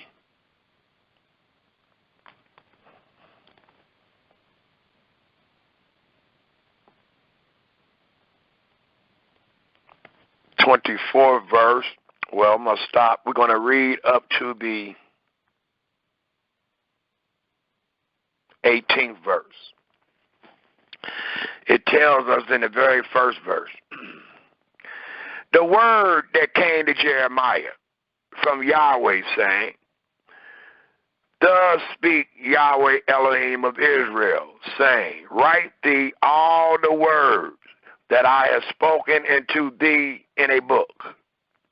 For lo, the days come, said Yahweh, that I will bring again the captivity of my people, Israel and Yehudah, said Yahweh, and I will cause them to return to the land that I gave to their fathers, and they shall possess it.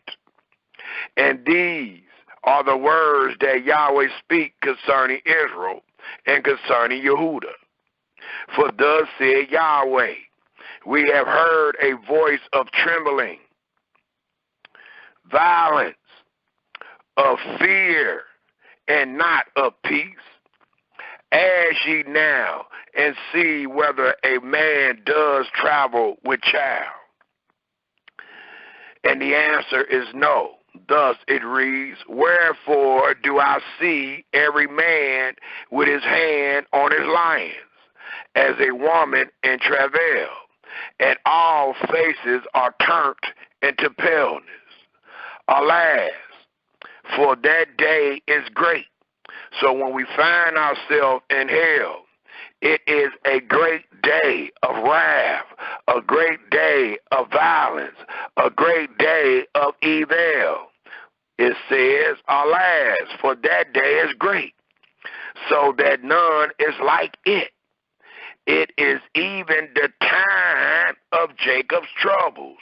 Jacob's troubles denote violence among the youth in the streets. It reads, but he shall be saved out of it. We must be saved out of this violence. You ain't going to come up with no remedy. You don't even know the Creator. You don't even know why we're here. You don't even know what the seed of Abraham did. So you will never have a remedy. We must be saved out of this. And the reason why there is so much violence among the youth in the streets today is because of Yahweh's jealousy and his wrath, not just among his children, but among the earth. For Yahweh is the creator of all people.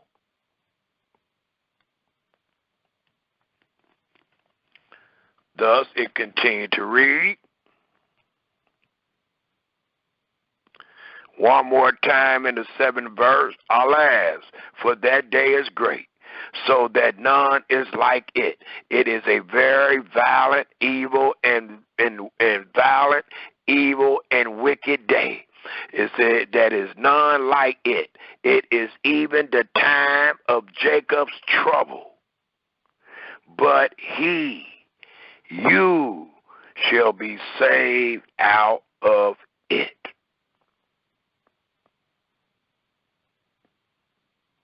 For it shall come to pass in that day, the day that Yahweh save us, said Yahweh of hosts, that I will break his yoke, the yoke of servitude, that rigorous yoke, that yoke of violence. It says, I will break his yoke from off thy neck, and I will burst thy bonds, and strangers shall no more serve themselves of him. So when you find yourself being a servant, you're going to find yourself being under rigorous servitude. You're going to find yourself being under violence. You're going to find yourself in a time of evil, and you're going to find yourself being having bonds and having bonds and yokes upon you that denote your servitude. And then it tells us in his plan of salvation, it tells us in the 9th verse, but they shall serve Yahweh their Elohim and David their king, whom I will raise up into them. The 10th verse reads, therefore fear thy not, O my servant Jacob, said Yahweh, neither be dismayed, O Israel, for lo, I will save thee from afar, and thy seed from the land of their captivity. And Jacob shall return, and shall be in rest, and be quiet, and none, as we read in Proverbs 1, the last verse, I think that was the 33rd verse, being quiet from the fear of death, and none shall make him afraid, or the fear of evil. Let me go there right quick. We're about to read the 11th verse, but I want to make sure what I just said was 100% correct. Found in Proverbs 1, the last verse. 1 second. And the last verse was the 33rd verse, and it says, but whoso hearken unto me shall dwell safely and shall be quiet from the fear of evil. We still find ourselves in Jeremiah 30 at the 11th verse, and it reads, for I am with thee, said Yahweh, and note, we are going to be saved out of this violence. For I am with thee, said Yahweh, to save thee, though I make a full end of all nations, whether I have scattered thee, yet will I not make a full end of thee, but I will correct thee in measure, and will not leave thee altogether unpunished. That's why there is so much violence among our youth in the streets today. For thus said Yahweh, thy bruise is incurable. There is no remedy. Thy wound is grievous. There is none to plead thy cause, that thy mayest be bound up. Thou hast no healing, no remedy, medicines. All thy lovers, your politicians, your so-called brothers and sisters that work for the government that act like they for their people. It says, all thy lovers have forgotten thee. They seek thee not, for I have wounded thee. No, it is divine. With the wound of an enemy, with the chastisement of a cruel one, for the multitude of thy iniquities, because thy sins were increased. Why criest thou for thy affliction that you endure today, and all the murderers that you see? Thy sorrow is incurable for the multitude of thy iniquity, because thy sins were increased. I have done these things unto thee. Therefore, all day, please take note, based on what was read in Genesis, the 15th chapter, the 13th and 14th verse. Therefore, all they that devour thee shall be devoured, and all thy adversaries, every one of them, shall go into captivity. And they that spoil thee shall be a spoil, and all that prey upon thee will I give for a prey. For I alone will restore health into thee, and I alone will heal thee of thy wounds, said Yahweh, because they call thee an outcast, as it is today, saying, this is Zion, who no man seek after, because no man have a way to save Israel but Yahweh.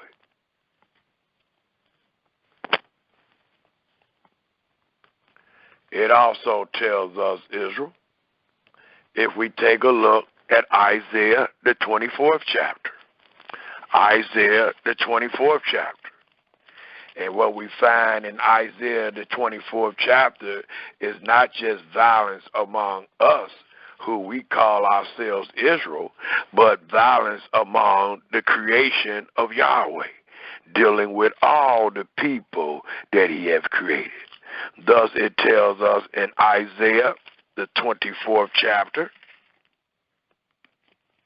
and we'll start at the first verse, and we will read to the 6th verse, and it reads, Behold, Yahweh make the earth empty, and make it waste, and turn it upside down, and scatter abroad the inhabitants thereof. And it shall be as with the people, so with the priest, as with the servant, so with his master, as with the maid, so with her mistress, as with the buyer, so with the seller, as with the lender, so with the borrower, as with the taker of usury, so with the giver of usury to him. The land shall be utterly emptied and utterly spoiled, for Yahweh has spoken this word. The earth mourns and fade away. The world languish and fade away. The haughty people of the earth do languish and fade away. The earth also is defiled under the inhabitants thereof, because they have transgressed the laws, changed the ordinance, broken the everlasting covenant. Therefore have the curse devoured the earth, and they that dwell therein are desolate. Therefore the inhabitants of the earth are burnt, and a few men left. It also tells us, in comparison with that, let's go to Malachi right quick, the 4th chapter. Based on what you just read about the earth and how and what Yahweh did to the earth because of man, it tells us in the last book of our Holy Scripture, the warning that was given to our fathers, the Israelites, and it tells us in Malachi, the 4th chapter, if we just take a look at the 6th verse. And it tells us in this 6th verse that we were to remember, and he shall turn the heart of the fathers to the children, and the heart of the children to their fathers, lest I come and smite the earth with a curse. And according to what we just read in the 24th chapter of Isaiah, that's exactly what he did. We did not see where the fathers returned back to the children, nor did we see where the children turned back to their fathers. But what we have been shown is that Yahweh has smitten the earth with a curse, as we just read in Malachi, the 4th chapter, the 6th verse. It also tells us, if we go to Hosea, the 4th chapter, let's go to the book of Hosea. And we find in the book of Hosea, the 4th chapter, if we pick up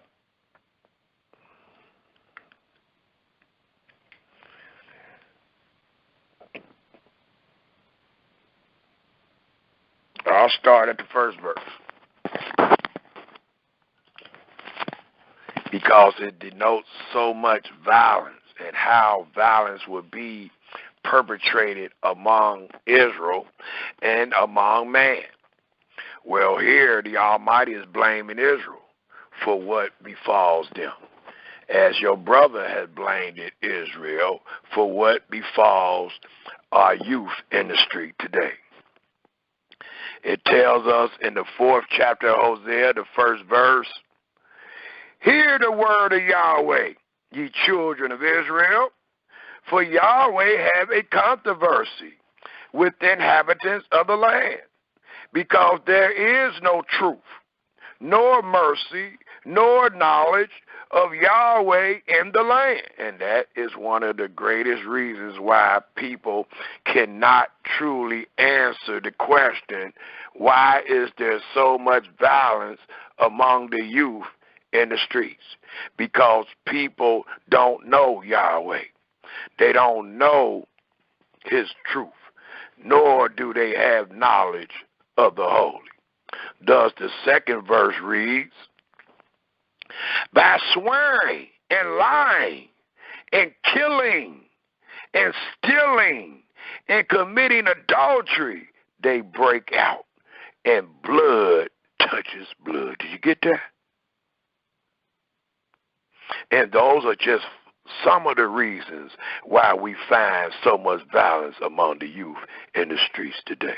It says again in the second verse, by swearing and lying and killing and stealing and committing adultery. All these attributes will cause violence. They break out, and blood touches blood. Therefore shall the land mourn, and everyone that dwell therein shall languish, with the beasts of the field, and with the fowls of heaven. Yea, the fishes of the sea also shall be taken away. Yet let no man strive, nor reprove another, for thy people are as they that strive with the priests. So what that is saying, the people that's complaining is, or the people that want to strive against somebody that's doing evil, they saying they all the same. It's as if you were striving against the priest. And what did the priest have? The priest had the instructions. So the Almighty saying, yet let no man strive nor reprove another, for thy people are as they that strive with the priests. None of them is doing right. None of them is acknowledging the knowledge of Elohim. The 5th verse reads, therefore shall thou fall in the day, and the prophet also shall fall with thee in the night, and I will destroy thy mother, because ain't none of them doing it. Ain't none of them taking heed.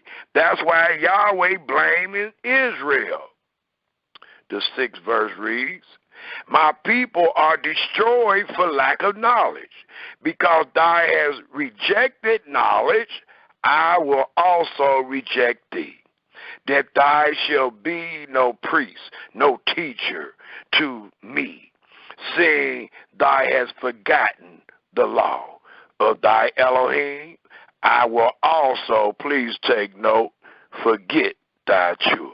And that's another reason why so much violence is among the youth in the streets today. That's a reason why Jacob is in trouble, and that's a reason why Jacob needs to be saved. Because Yahweh has forgotten thy children. As they were increased, so they sinned against me. Therefore will I change their glory into shame. They eat up the sin of my people, and they set their heart on their iniquity. And there shall be like people, like priests, and I will punish them for their ways, and reward them of their doings. For they shall eat and not have enough. They shall commit whoredom and shall not increase, because they have left off to take heed to Yahweh. Whoredom and wine, new wine, take away the heart. My people ask counsel at their stock, and their staff declare unto them. For the spirit of whoredom have caused them to err, and they have gone a-whoring from under their Elohim. They sacrifice upon the tops of the mountains, and burn incense upon the hills, under oaks and pollers and elms, because the shadow thereof is good. Therefore your daughters shall commit whoredom, and your spouses shall commit adultery. I will not punish your daughters when they commit whoredom, nor your spouse when they commit adultery. For themselves are separated with whores, and they sacrifice with harlots. Therefore the people that does not understand shall fall. Though thy Israel play the harlot, yet let not Yehuda offend, and come not ye into Gilgal, neither go ye up to Beth-aven, nor swear, Yahweh live. For Israel slides back as a backsliding heifer. Now Yahweh will feed them as a lamb in a large place. Ephraim is joined to idols. Let him alone. Their drink is sour. They have committed whoredom continually. Their rulers with shame do love give ye. The wind have bound her up in her wings, and they shall be ashamed because of their sacrifices. So it allows us to know why the children would find themselves under violence is because of how their fathers behaved in their own land under the covenant of the law. This violence that you find and see every day is nothing more than a punishment that Yahweh have laid upon the earth because of how the earth imagination is only evil. It also tells us, if we take a look in the book of Isaiah, the 47th chapter, Isaiah, the 47th chapter, and it tells us in Isaiah, the 47th chapter, if we pick up at the 8th verse, these great words.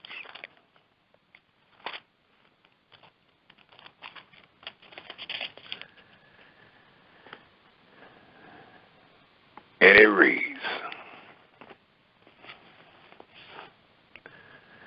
therefore hear now this, thy that art given to pleasures, that dwellest carelessly, that say in thy heart, I am, and none else besides me. I shall not sit as a widow, neither shall I know the loss of children. And that's all we are finding today. A bunch of widows and a bunch of children being killed. But with pride and arrogancy, it was said by our fathers, the Israelites, I am, and none else besides me. I shall not sit as a widow, neither shall I know the loss of children. The 9th verse reads of the 47th chapter of Isaiah, but these two things shall come to thee in a moment, and one day, the loss of children and widowhood. They shall come upon thee in their perfection. And we are seeing our brothers and sisters being killed perfectly. Thus it says, they shall come upon thee in their perfection, for the multitude of thy sorceries, and for the great abundance of thy enchantments. For thou hast trusted in thy wickedness. Thou hast said, none sees me. Thy wisdom and thy knowledge, it hath perverted thee. Did you hear that? And that's what happens many times. That's why they don't have a remedy, but they think they do. Thus it reads one more time, for thou hast trusted in thy wickedness. Thou hast said, none sees me. Thy wisdom and thy knowledge, it has perverted thee. And thou hast said in thy heart, I am, and none else besides me. Therefore shall evil come upon thee. Thou shalt not know from which it rises, and mischief shall fall upon thee. Thou shalt not be able to put it off, and desolation shall come upon thee suddenly, which thou shalt not know. Stand now with thy enchantments, and with the multitude of thy sorceries, wherein thou hast labored. from thy youth. If so be, thou shalt be able to profit. If so be, thou mayest prevail, and we don't see ourselves prevailing. Thou art wearied in the multitude of thy counsels. Let now the astrologers and the stargazers, the monthly procrastinators, stand up and save thee from these things that shall come upon thee. Behold, they shall be as stubble. The fire shall burn them. They shall not deliver themselves. Please take note. They shall not deliver themselves from the power of the flame. There shall not be a coal to warm at, nor fire to sit before it. Thus shall they be unto thee, with whom thou hast labored, even thy merchants from thy youth. They shall wander, every one to his quarters. None shall save thee. And when we are in a situation like that, that will be one of the main reasons for all the violence among the youth in the streets. Because the creator of those people, the creator of the world, have this spirit on the earth. And and his word will not return back into him void. All that he said it will do, it will do. And that's why we are crying today and asking the questions, how long? Why is there so much violence in the street? Yahweh, is your jealousy and anger going to burn forever? Because Yahweh mean what he say, and he say what he mean, and not one of his words will ever return back into him void.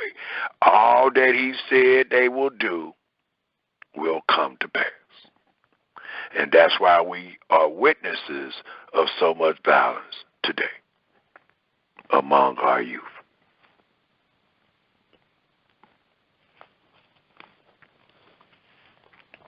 It also tells us, if we take a look at Isaiah 51, Isaiah 51, for we find in the book of Isaiah, the 51st chapter, if we pick up at the 17th verse. And what we find in the 17th verse is,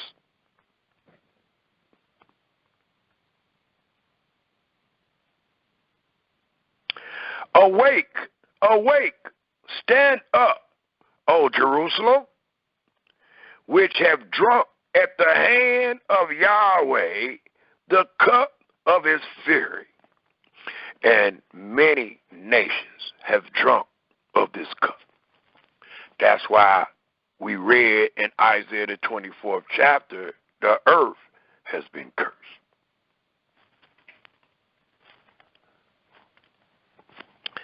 Thus it tells us, awake, awake, stand up, Jerusalem, stand up, O Jerusalem, which have drunk at the hand of Yahweh the cup of his fury. Thou hast drunken the dregs of the cup of trembling and wringed them out. There is none to guide her among all the sons whom she hath brought forth. Neither is there any that take her by the hand of all the sons that she hath brought up. These two things, Israel, are come into thee. Who shall be sore for thee? And the two things are desolation and destruction, and famine and the sword. By whom shall I comfort thee? Thy sons have fainted. They lie at the head of all the streets. as a wild bull. Your brother said that we're getting shot down like wild dogs in the street. What Almighty told our fathers, thy sons have fainted. They lie at the head of all the streets, as a wild bull in a net. They are full, and this is mental, of the fury of Yahweh, the rebuke of thy Elohim. It says, therefore hear now this, thy afflicted by violence and drunken, but not with wine. Thus said Yahweh.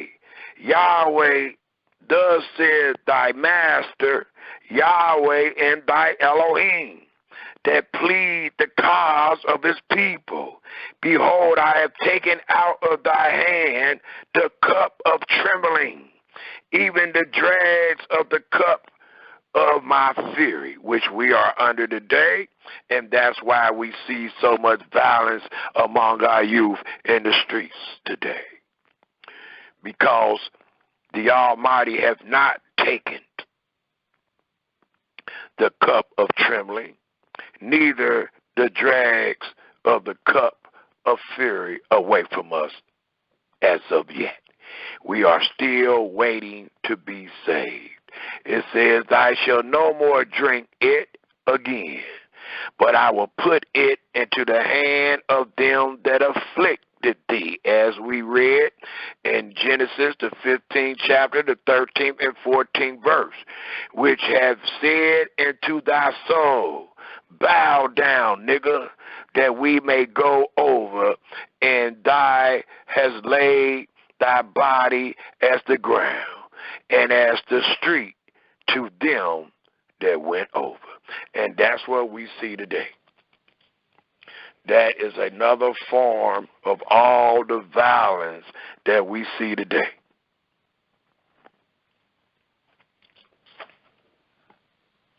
And it is not just by your enemy, it is also done by your brother. Because of the psychological damage that we have endured and suffered and continue to display among one another. Let us also turn our scriptures to the book of Jeremiah. Jeremiah, the 9th chapter. For it tells us in Jeremiah, the 9th chapter, if we pick up at the 21st verse, Jeremiah, the 9th chapter, the 21st verse. And it tells us in the 21st verse of Jeremiah, the 9th chapter, for death is come up into our windows every day.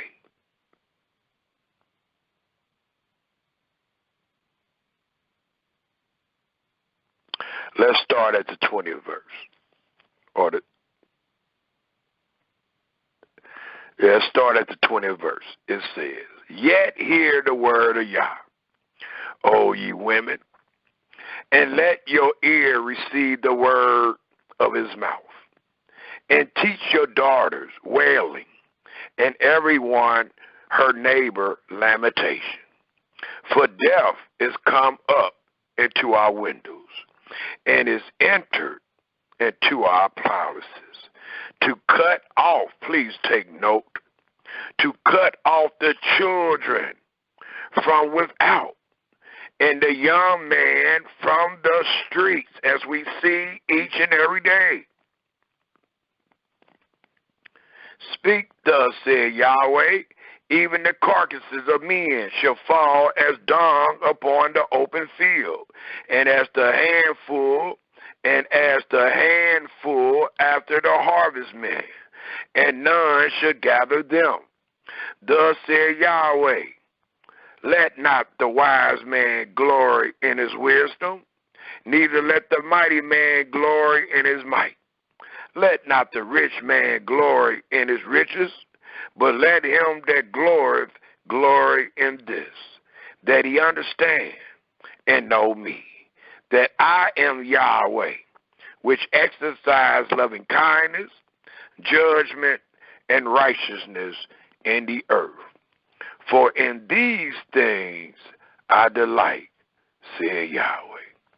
Behold, the days come, said Yahweh, that I will punish all them which are circumcised with the uncircumcised, and that is his people being in the midst of the heathen.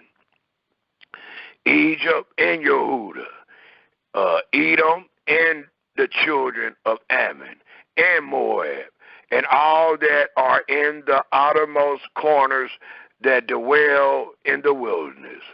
For all these nations are uncircumcised, and all the house of Israel are uncircumcised in heart.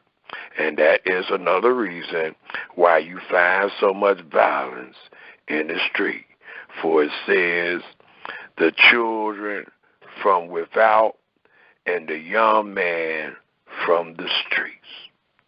For death is come up into our windows, and is entered into our palaces to cut off the children from without, and the young men from the streets.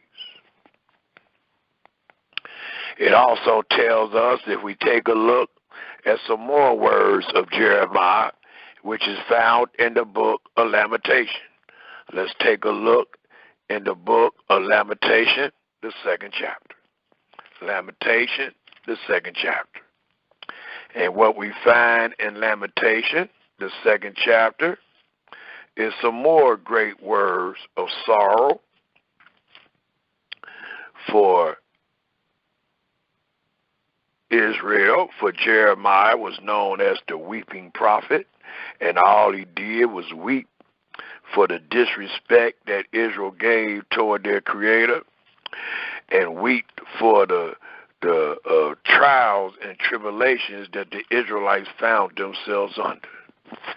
Thus, it tells us in Lamentation, the 2nd chapter. If we pick up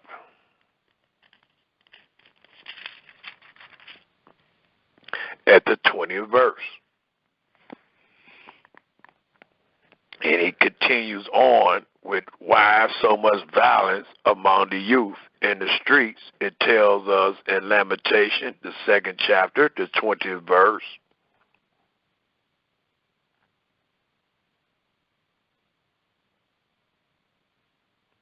I'll start at the 18th verse, and it reads, their heart cried unto Yahweh, O wall of the daughters of Zion, let tears run down like a river day and night. Give thyself no rest. Let not the apple of thy eye cease. Arise, cry out in the night, in the beginning of the watches. Pour out thy heart like water before the face of Yahweh. Lift up thy hands toward him for the life, please take note, for the life of thy youth, or for the life of thy young children, that faint for hunger in the top of every street. And that's why so much violence happens in the streets, because that's where the youth find themselves going when they're hungry, find themselves going when they don't know, find themselves going when they're plotting. It's in the streets. Well, here it tells us again in the 19th verse, arise, cry out in the night, in the beginning of the watches. Pour out thy heart like water before the face of Yahweh. Lift up thy hands toward him for the life of thy youth, or the life of thy young children that faint for hunger in the top of every street. Behold, Yahweh, and consider to whom thou hast done this. Shall the women eat their fruit, and children of a span long? Shall the priest and the prophet be slain in the sanctuary of Yahweh? The young and the old lie on the ground in the streets. My virgins and my young men are fallen by the sword. Thou hast slain them in the day of thy anger. Please take note. Thou hast killed and not pitied.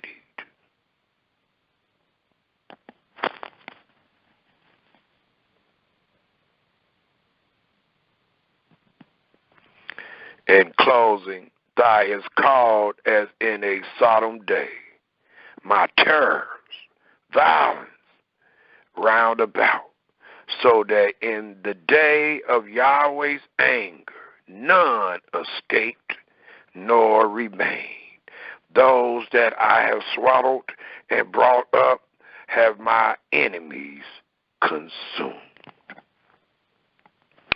It also tells us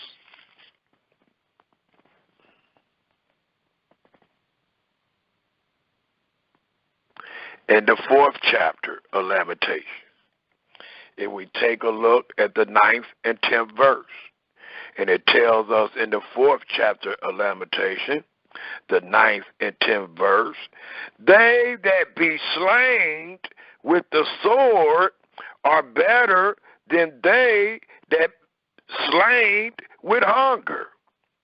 For these pine away, stricken through for want of the fruit of the field. The hands of the pitiful women have sodden their own children. They were their meat in the destruction of the daughters of my people. Black on black against black crime. Civil rivalry. Father against the mother, or father against the son, son against the father, mother against the daughter against the mother. Thus it reads again in the 10th verse, the hands of the pitiful women have sodden their own children. This is women killing their own children. They were their meat in the destruction of the daughters of my people. It also tells us, if we take a look in the book of Amos, in the book of Amos, why is there so much violence among the youth in the streets? It tells us in the book of Amos, if we pick up at the 2nd chapter,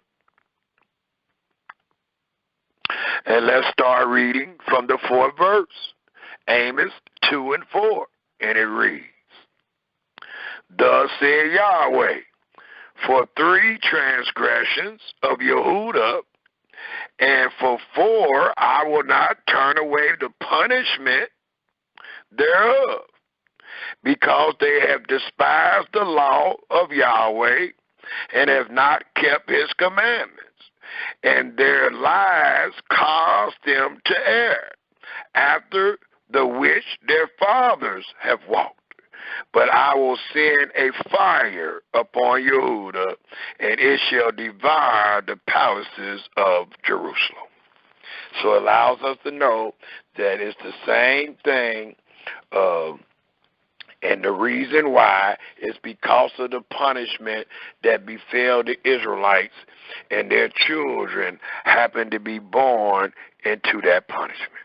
And that punishment denotes that their children die in the streets. That punishment denotes much violence, trials, and tribulations upon them. It also tells us, if we take a look in the 8th chapter of Amos,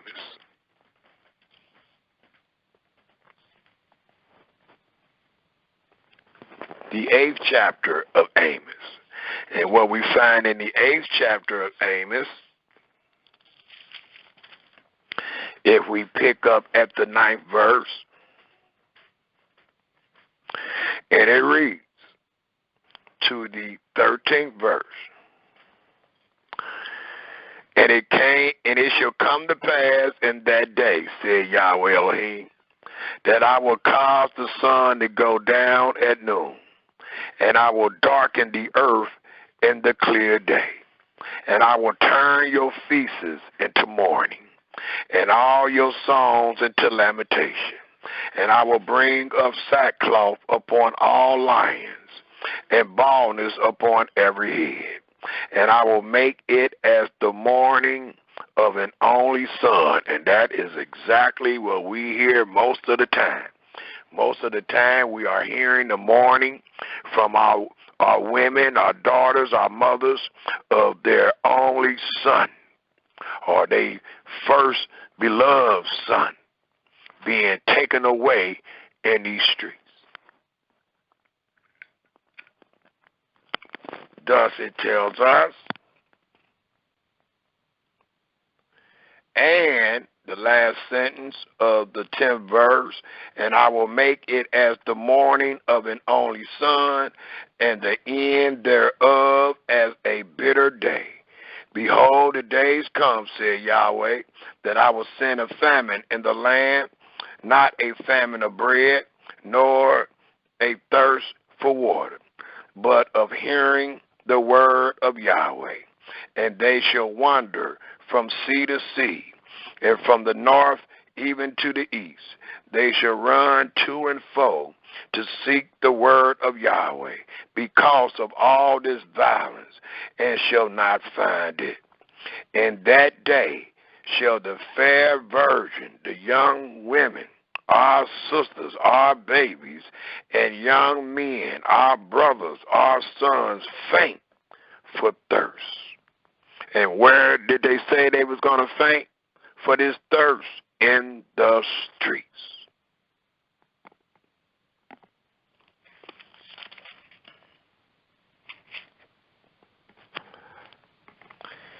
It also tells us, if we take a look in the book of Micah, the book of Micah. Let's go to the 6th chapter of Micah. And what we find in the book of Micah, the 6th chapter, if we pick up at the 6th verse. Micah, the 6th chapter, we're going to start at the 6th verse, and we will read to the 12th verse. And it reads, wherewith shall I come before Yahweh? We want to know what is required. What can we do? How can we stop all this violence in the street among our youth today? It reads, wherewith shall I come before Yahweh and bow myself before the high Elohim? Shall I come before him with burnt offerings, with calves of a year old? Will Yahweh be pleased with thousands of rams, or with 10,000s of rivers of oil? Shall I give my firstborn for my transgression, the fruit of my body for the sin of my soul? He hath showed thee, O man, what is good. And what does Yahweh require of thee? But to do justly, and to love mercy, and to walk humbly with thy Elohim. And if you are walking humbly with Yahweh, you are fearing Yahweh and departing from evil. And with you fearing Yahweh and departing from evil, you have a great chance of being a recipient of his compassion and mercy. You don't have a great chance of changing what has happened. You don't have a great chance of stopping the violence in the street, but you do have a great chance of being or having a refuge from that which is happening in the street by Yahweh showing you compassion and mercy because you feared him and you departed from evil, even in the days of affliction.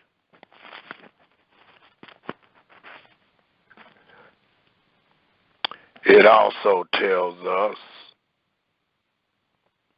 if we take a look while we in the book of Micah, let's take a look at the 7th chapter.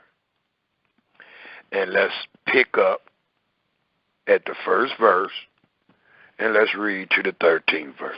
For it reads, how much Israel was corrupt.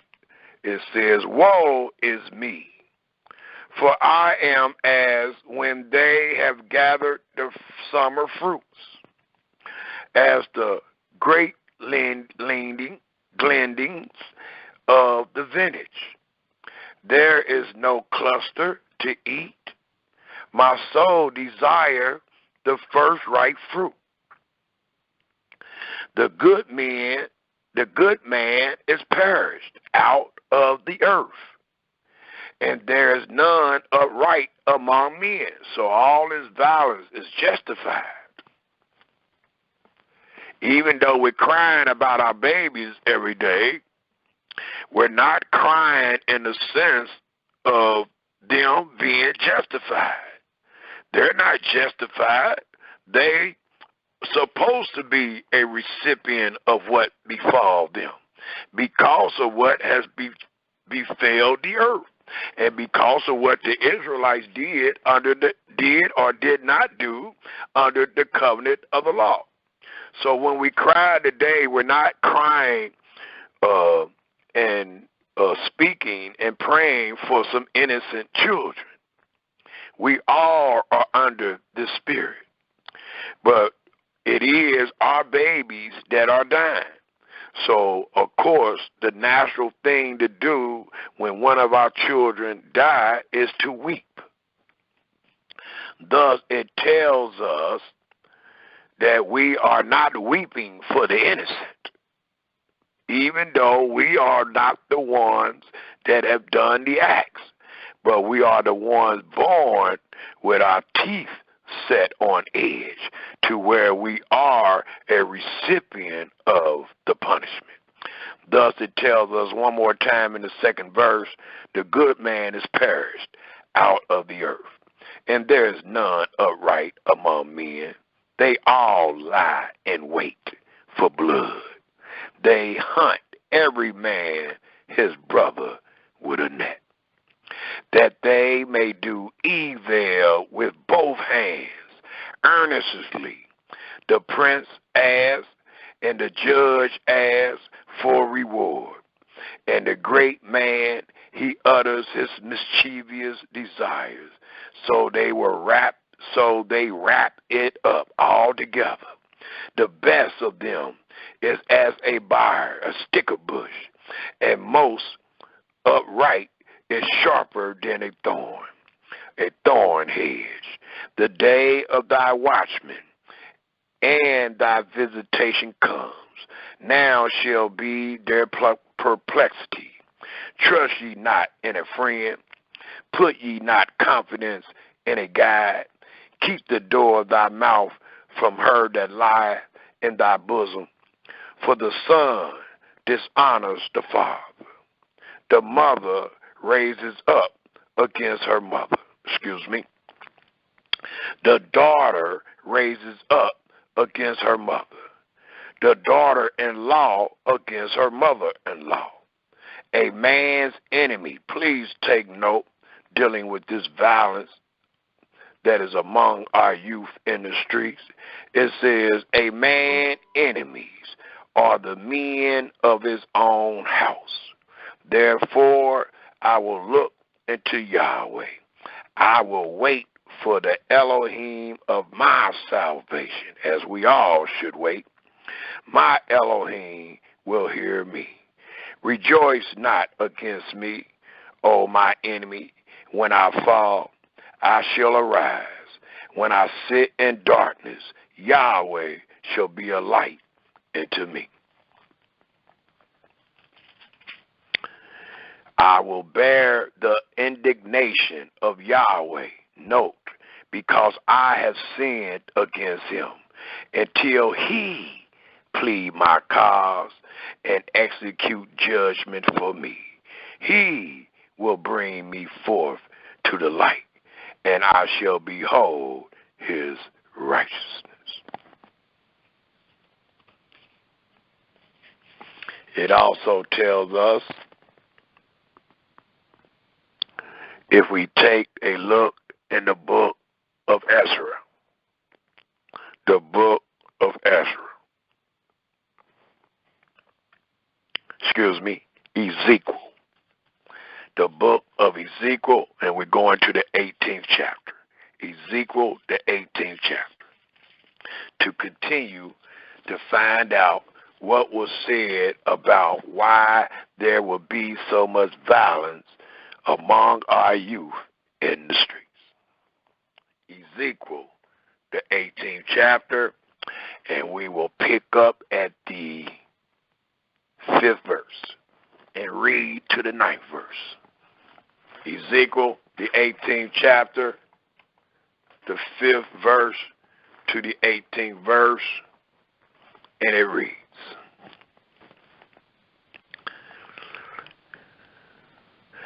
I'll start at the 4th verse. Behold, all souls are mine. As the soul of the Father, so, note, so also the soul of the Son is mine. The soul that sinneth, it shall die. But if a man be just, and do that which is lawful and right, and have not eaten upon the mountain, neither have lifted up his eyes to the idols of the house of Israel, neither have defiled his neighbor's wife, neither have come near to a mistress woman, and have not oppressed any, but have restored to the debtor his plague, has spoiled none by violence, note the acts of violence, have given his bread to the hungry, and have covered the naked with a garment. He that have not given forth upon usury, neither have taken in any increase, that have withdrawn his hand from iniquity, have executed true judgment between man and man, have walked in my statutes, and have kept my judgments to deal truly, he is just. He shall surely live, said Yahweh. If he begat a son that is a robber, a shedder of blood, out here killing his brother, and that does the like to any one of these things, and that does not any of those duties, but even have eaten upon the mountain, and defiled his neighbor's wife, have oppressed the poor and needy, have spoiled by violence, have not restored the plague, and have lifted up his eyes to the idols, have committed abomination, have given forth upon usury, have taken increase, shall he then live? He shall not live. He have done all these abominations. He shall surely die. His blood shall be upon him. It also tells us, if we take a look in the book of Isaiah, the 42nd chapter. Isaiah, the 42nd chapter. We are winding down, getting close to the end of the presentation.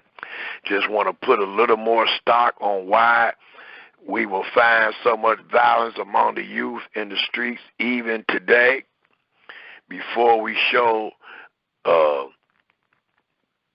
the only remedy that is available, and that remedy is to wait on Yahweh and to fear Yahweh and depart from evil while you wait. Well, in Isaiah, the 42nd chapter, it tells us, if we pick up at the 14th verse, and it reads, I have long time holding my peace. I have been still and refrained myself. Now will I cry like a traveling woman. I will destroy and devour at once. I will make waste mountains and hills, and dry up all their herbs. And I will make the rivers islands, and I will dry up the pools. And I will bring the blind by a way that they knew not. And I will lead them in paths that they have not known. I will make darkness light before them, and crooked things straight. These things will I do unto them, and not forsake them. They shall be turned back. They shall be greatly ashamed that trust in graven images, that say to the molten image, ye are our gods. Hear ye deaf, and look ye blind, that ye may see. Who is blind but my servant, or deaf as my messenger that I send? Who is blind as he that is perfect, and blind as Yahweh's servant, seeing many things, but thy observe not, opening the ears, but he hears not. Yahweh is well pleased for his righteousness' sake. He will magnify the law and make it honorable. But this is a people robbed and spoiled. They are all of them snared in holes, and they are hid in prison houses. They are for a prey, and none deliver, for a spoil, and none says restore. Who among you will give ear to this? I will. Who will hearken and hear for the time to come? Who gave Jacob for a spoil? Yahweh did, and Israel to the robber. Did not Yahweh, he against whom we have sinned? For they would not walk in his ways, neither were they obedient unto his law. Therefore he hath poured upon him the fury, the violence of his anger, and the strength of battle. And it hath set him on fire round about. Yet he knew not, and it burnt him, yet he laid it not to heart. And what is not laid to heart today is that all this violence among our youth in the streets today is done by Yahweh. It is because of the fury and his anger that he has poured out. It also tells us, if we take a look in the book of Hakkabah, H-A-B, in the book of Hakkabah, H-A-B, is the first three letters. And I wanted to read the first read from the first chapter, the first verse. Heckaba. If I'm pronouncing it right, the first three letters is H-A-B. And we're going to the first verse, or the first chapter, and the first verse. And it tells us in the first chapter, the first verse. And it reads, the burden which Heckaba, the prophet, did see. O Yahweh, how long shall I cry, and thy will not hear, even cry out unto thee of violence, and thy will not save? Why dost thou show me iniquity, and cause me to behold grievance? For spoiling and violence are before me, and there are that rises up strife and contention. Therefore the law is slacked, and judgment does not never go forth. He that defiled the Sabbath day shall die. Where it says here, therefore the law is slacked, and judgment does never go forth. For the wicked does compass about the righteous. Therefore wrong judgment proceeds. Behold ye among the heathen, and regard and wonder marvelously, for I will work a work in your day, which ye will not believe, though it be told you. For lo, I will raise up the Chaldeans, that bitter and hasty nation, which shall march through the breadth of the land, to possess the dwelling places that are not theirs. They are terrible and dreadful. Their judgment and their dignity shall proceed of them.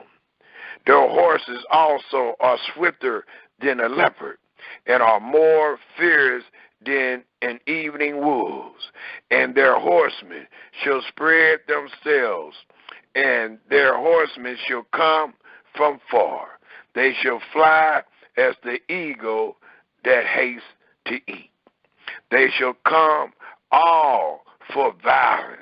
Their faces shall suck up in the east wind, and they shall gather the captivity as the sand. And they shall scoff at the kings, and the princes shall be a scorn unto them. They shall deride every stronghold, for they shall heap dust and take it. Then shall his mind change, and he shall pass over and offend, imputing this his power into his God. Art thou not from everlasting, Yahweh, my Elohim, my Holy One? We shall not die.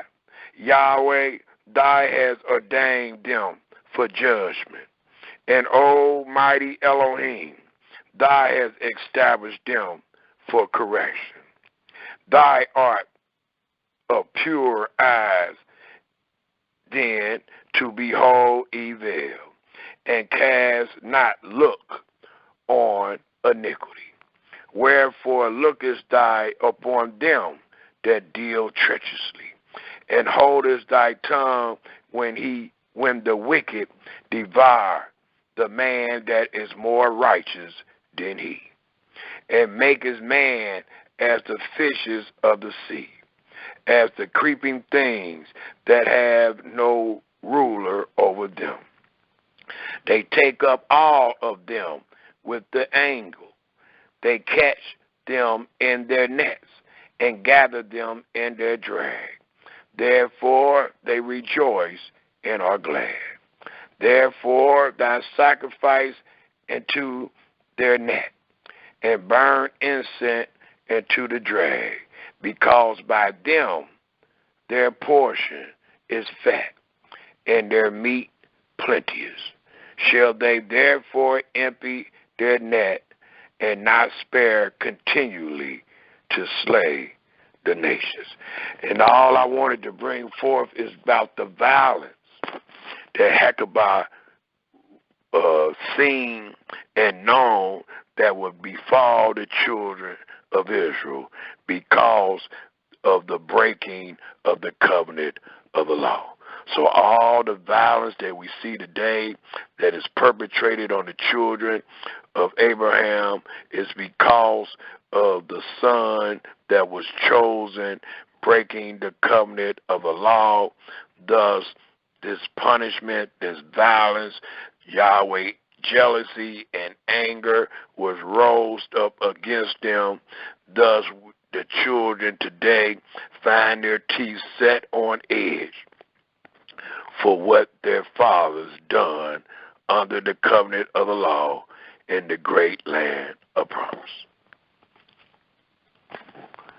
It also tells us, if we take a look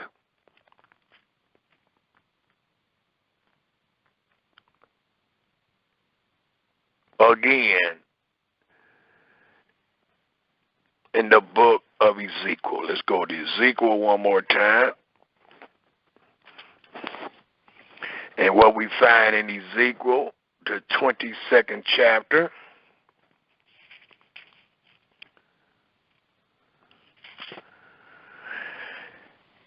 and it denotes the sins of Israel. I will pick up dealing with their sins at the 23rd verse.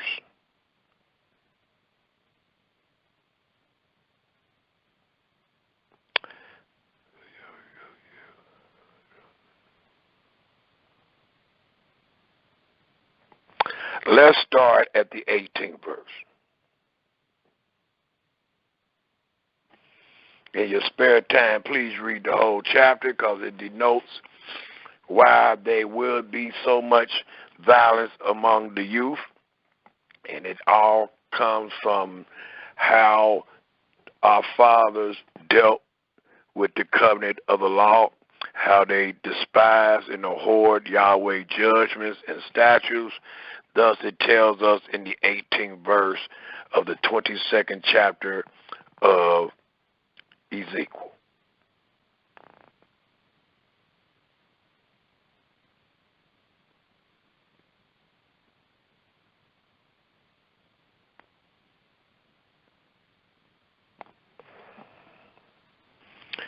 And it reads,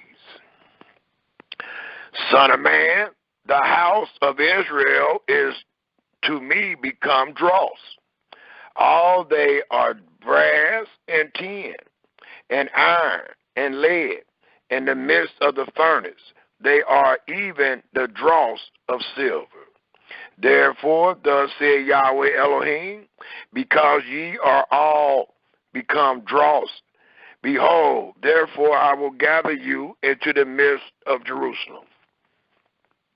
As they gather silver and brass and iron and lead and tin into the midst of the furnace, to blow the fire upon it, to melt it, so will I gather you in my anger, in my fury, and I will lead you there and melt you. Yeah, I will gather you and blow upon you in the fire of my wrath, and ye shall be melted in the midst thereof.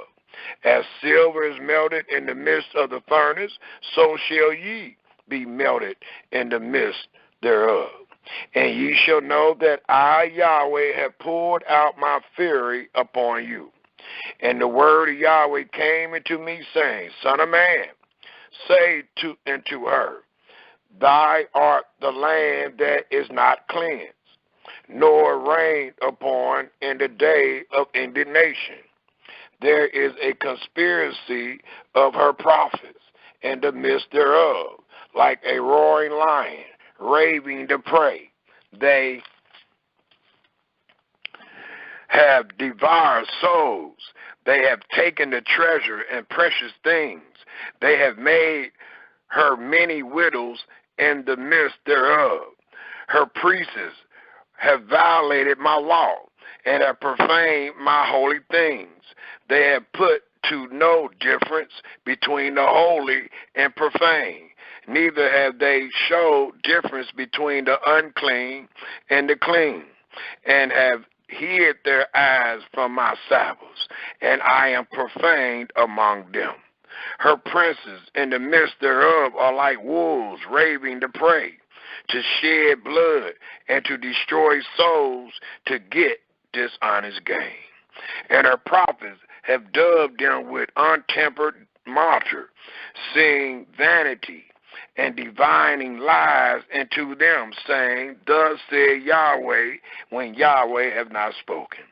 The people of the land have used oppression and exercised robbery, and have vexed the poor and needy. Yea, they have oppressed the stranger wrongfully. And I sought for a man among them that should make up the hedge and stand in the gap before me for the land, that I should not destroy it, but I found none. Therefore, the reason why have I poured out my indignation upon them. I have consumed them with the fire of my wrath. Their own way have I recompensed upon their heads, said Yahweh. It also tells us, if we go back to the book of Isaiah, and let's take a quick look at the 25th chapter. Isaiah, the 25th chapter. And it tells us in Isaiah, the 25th chapter,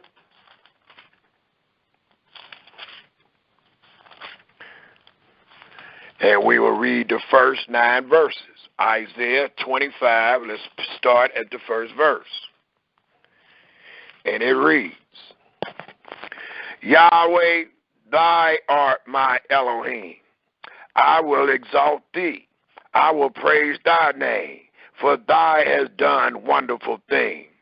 Thy counsels of old are faithfulness and truth, as we see this day. For thou hast made of a city an heap, of a defense city a ruin, a palace of strangers, to be no city. It shall never be built. Therefore shall the strong people glorify thee.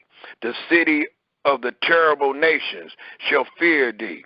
For thy has been a strength to the poor, a strength to the needy in his distress, a refuge from the storm, a shadow from the heat. When the blast of the terrible ones is as the storm against the wall, thy shall bring down the noise of strangers, as the heat in a dry place, even a heat with the shadow of a cloud. The branch of the terrible one shall be brought low. And in this mountain shall Yahweh of hosts make into all people a feast of fat things, a feast of wine on the lees, of fat things full of marrow, of wine on the lees, well refined. And he will destroy in his mountain the face of the covering, cast over all people. Note what is the covering that is cast over all people, which will definitely denote the violence among the youth, our youth in the streets. It says,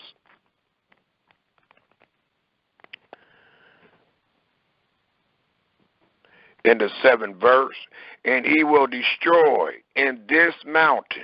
And the mountain we talking about is the mountain of Yahweh, only found in the land of promise. It says, and he will destroy in this mountain the face of the covering, cast over all people, and the veil that is spread over all nations. He will swallow up death. So the covering, the veil, denotes violence. It denotes death. It says he will swallow up death and victory. And Yahweh Elohim will wipe away tears from off all faces. And the rebuke of his people shall he take away from off all the earth. There will be no more violence among the youth on our streets. It says, and it shall be said in that day, lo, this is our Elohim. We have waited for him, and he alone will save us. This is Yahweh. We have waited for him. We will be glad and rejoice in his salvation. It also tells us, if we take a look while we're still in Isaiah, at the 11th chapter. The 11th chapter of Isaiah. And let's read the 9th verse. The 11th chapter of Isaiah.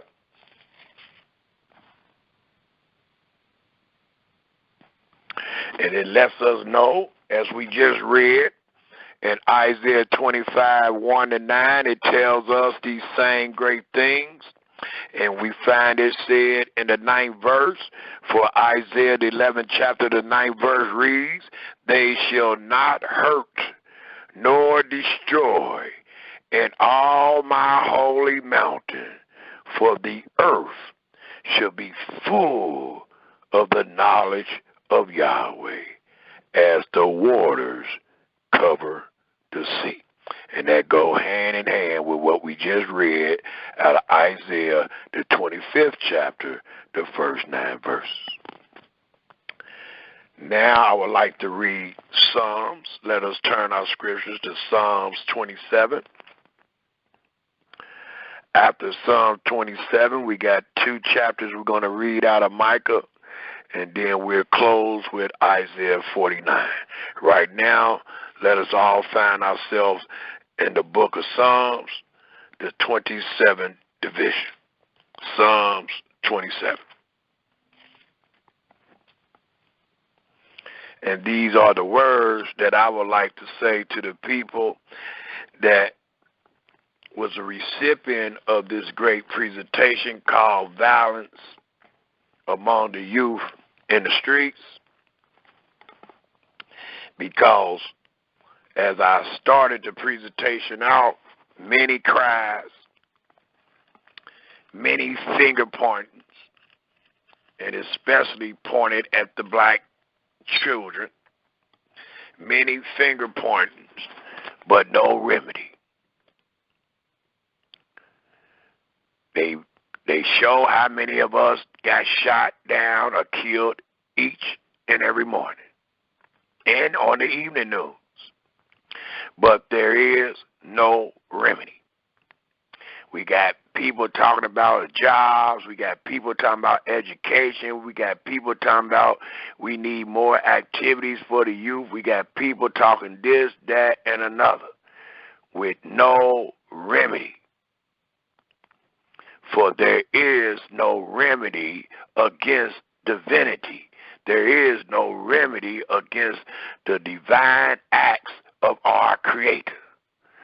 Thus, I would love to read Psalms 27 for us all. And it reads by saying, Yahweh is our light and our salvation. We got to be saved. Whom shall we fear? Yahweh is the strength of our life. Of whom shall we be afraid? When the wicked, even our enemies and our foes, came upon us to eat our flesh, they stumbled and fell. Though an host should encamp against us, our heart shall not fear. though war shall rise against us, in this will we be confident. One thing have we desired of Yahweh, that will we seek after, that we may dwell in the house of Yahweh all the days of our life, to behold the beauty of Yahweh, and to inquire in his temple. Psalms 27, verse 5. For in the time of trouble, he shall hide us in his pavilion. In the secret of his tabernacle shall he hide us. He shall set us up upon a rock. And now shall our head be lifted up above our enemies round about us. Therefore will we offer in his tabernacle sacrifices of joy. We will sing, yea, we will sing praises unto Yahweh. Hear, Yahweh, when we cry with our voice. Have mercy also upon us and answer us. When thou sayest, seek ye your face, our heart said unto thee, thy face, Yahweh, will we see. Hide not thy face far from us. Put not thy servant away in anger. Thou hast been our help. Leave us not, neither forsake us, Elohim of our salvation. When our father and our mother forsake us, then Yahweh will take us up. Teach us thy way, Yahweh, and lead us in a plain path because of our enemies. Deliver us not over into the will of our enemies, for false witnesses are risen up against us, and such as breathe out cruelty. We had fainted unless we had believed to see the goodness of Yahweh in the land of the living. Wait upon Yahweh, Israel. Be of good courage, and he alone shall strengthen thy heart. Wait, I say, upon Yahweh. Let us turn our scriptures to Micah, the 4th chapter. Micah, the 4th chapter.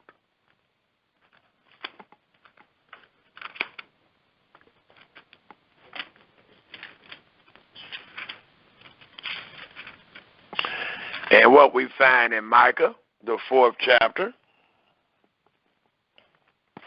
if we pick up at the 6th verse,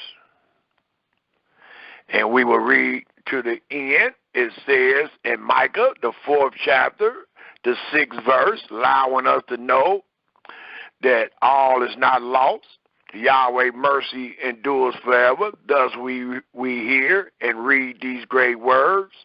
In that day, said Yahweh, will I assemble her that halts, and I will gather her that is driven out, and her that I note the violence, note where it comes from, and her that I have afflicted. And I will make her that halt a remnant, and her that was cast far off a strong nation. And Yahweh shall reign over them in Mount Zion from henceforth, even forever. And thy, O tower of the flock, the stronghold of the daughter of Zion, and to thee shall it come, even the first dominion, the kingdom shall come to the daughter of Jerusalem. Now why dost thou cry out aloud, Is there no king in thee? Is thy counselors perished? For pain have taken thee as a woman in travail. The Almighty said, be in pain and labor to bring forth, O daughter of Zion, like a woman in travail. For now shall thou go forth out of the city, and thou shalt dwell in the field, and thou shalt go even to Babylon. There shall thou be delivered. There Yahweh shall redeem thee from the hand of thy enemies. Now also many nations are gathered against thee, that say, let her be defiled, and let our eyes look upon Zion. But they know not the thought of Yahweh, neither understand they his counsel. For he shall gather them as the sheaves into the floor. Arise and thrust, O daughter of Zion, for I will make thy horn iron, and I will make thy hoofs brass, and thou shalt beat in pieces many people, and I will consecrate the gain into Yahweh, and their substance into Yahweh of the whole earth. And it also tells us in the 7th chapter of Micah, if we pick up at the 24th verse, the 7th chapter of Micah, if we pick up at the 14th verse, and it reads, allowing us to know that the reason why there is so much violence in the street among our youth is because of Yahweh's wrath, and because of his fury, and because of his jealousy, and because of the punishment that he have laid upon the seed of Abraham. Well, all is not lost, for Yahweh mercy endures forever. Even though we read all these horrible things about that which will befall our sons and daughters, we are still to have hope in Yahweh.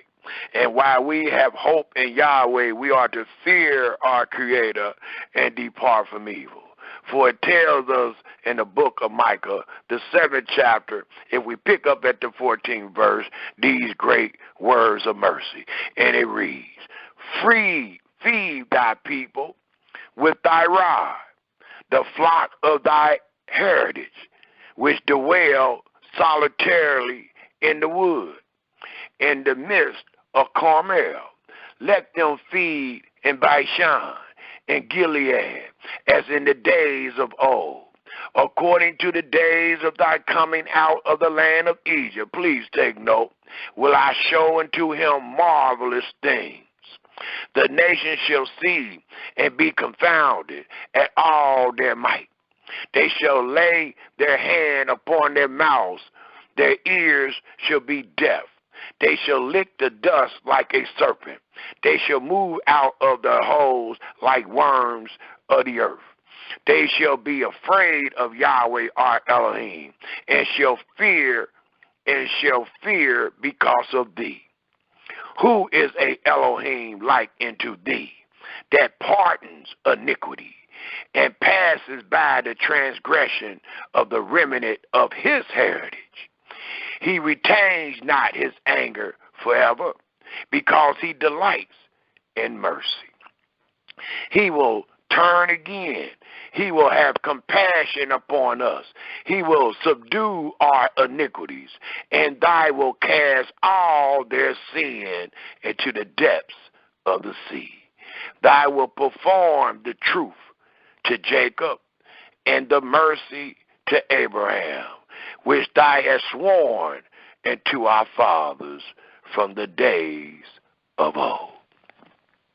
And before we go to Isaiah 49, well, let's go to Isaiah 49 right now. Isaiah 49, I'm going to add one more. Isaiah 49, supposed to have been the last one. I'm going to add something else to that. But let's go to Isaiah 49. In closing, Isaiah 49. And we're going to read the 24th and 25th verse. And it tells us in Isaiah 49, the 24th to the 25th verse, the 24th to the 26th verse, and it reads, shall the prey be taken from the mighty, or the lawful captive delivered? But thus said Yahweh, even the captives of the mighty shall be taken away, and the prey of the terrible shall be delivered. For I will contend with him that contend with thee, and I will save thy children. And let's go one more place. Well, let me finish this last verse. And I will feed them that oppress thee with their own flesh, and they shall be drunken with their own blood, as with sweet wine, and all flesh shall know that I, Yahweh, am thy Savior, and thy Redeemer, the mighty one of Jacob. And I would like to close the presentation by showing all is not lost, even though there is much violence among our youth in the street. All is not lost. We are waiting on Yahweh to save us. Thus, let us close the presentation by reading Ezekiel, the 39th chapter, in closing. Ezekiel, the 39th chapter. And it tells us in Ezekiel, the 39th chapter, if we all turn there, please, in closing.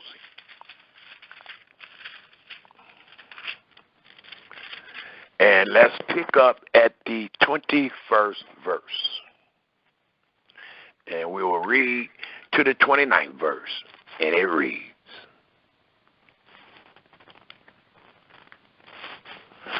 and I will set my glory among the heathen, and all the heathens shall see my judgments as they are seeing today. They don't understand it.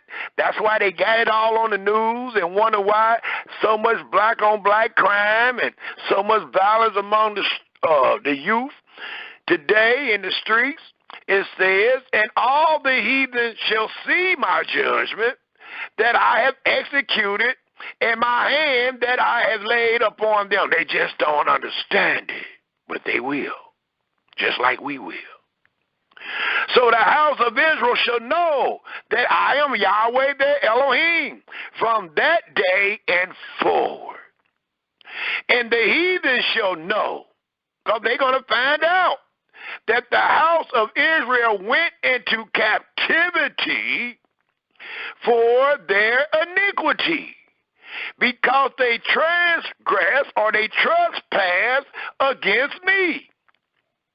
Therefore hid I my face from them, as we read in the beginning, and gave them into the hand of their enemies. So fell they all by the sword, dying in the streets every day. According to their uncleanness and according to their transgression have I done unto them, and hid my face from them.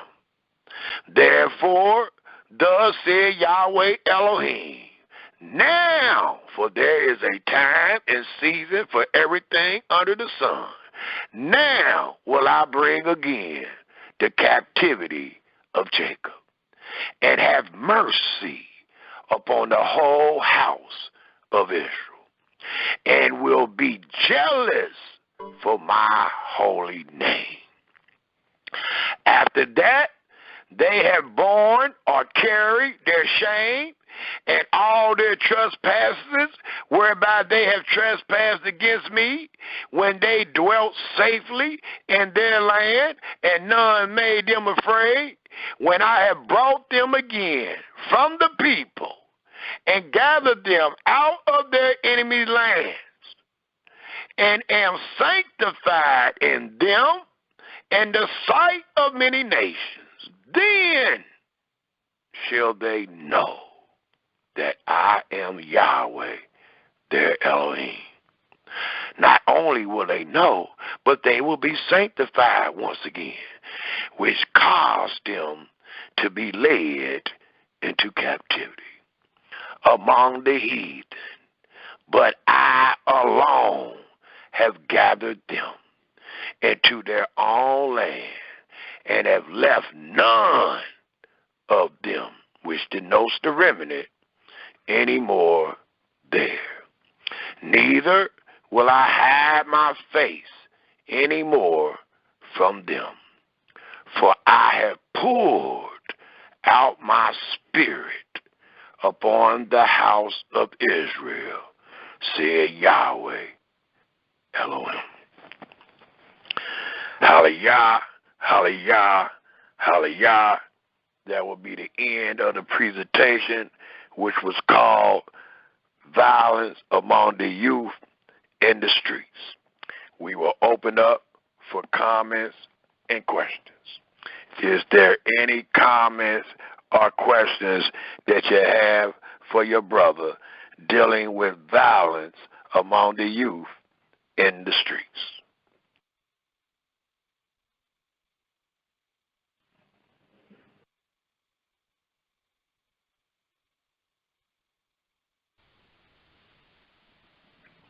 Is there Shalom, any? shalom. Go ahead. Shalom.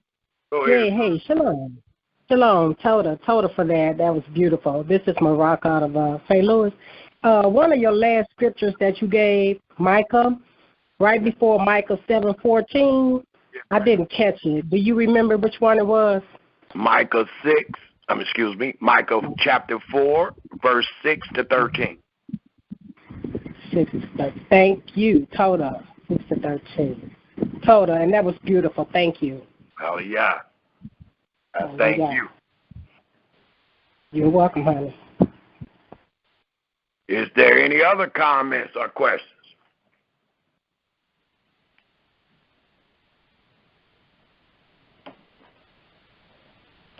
I don't know what prospective cities that you might be in, but those that's in Cincinnati, Ohio, they should know for the last 15 days straight, you done seen one of your brothers or sisters shot down in the streets, or at least shot at, or shooting, denotes violence. And that's all we've been hearing about, violence. Well, this violence go way back before what they put on the news. They talking about our black children being traumatized. Well, we've been traumatized. We've been traumatized from the day that we've been brought here. And all the killings and lynchings and disrespect and all the other words that go with that have been done to the black man since he's been here, their children been traumatized. We didn't just get traumatized in the year 2020 or the year 2000 or the 20th century, however they say it. We've been traumatized since we've been here. And that is one of the reasons why there is no hope among our youth. That is one of the reasons why we find ourselves in the street most of the time, because we are traumatized. Is there any comments or questions dealing with why so much violence among the youth in the streets today?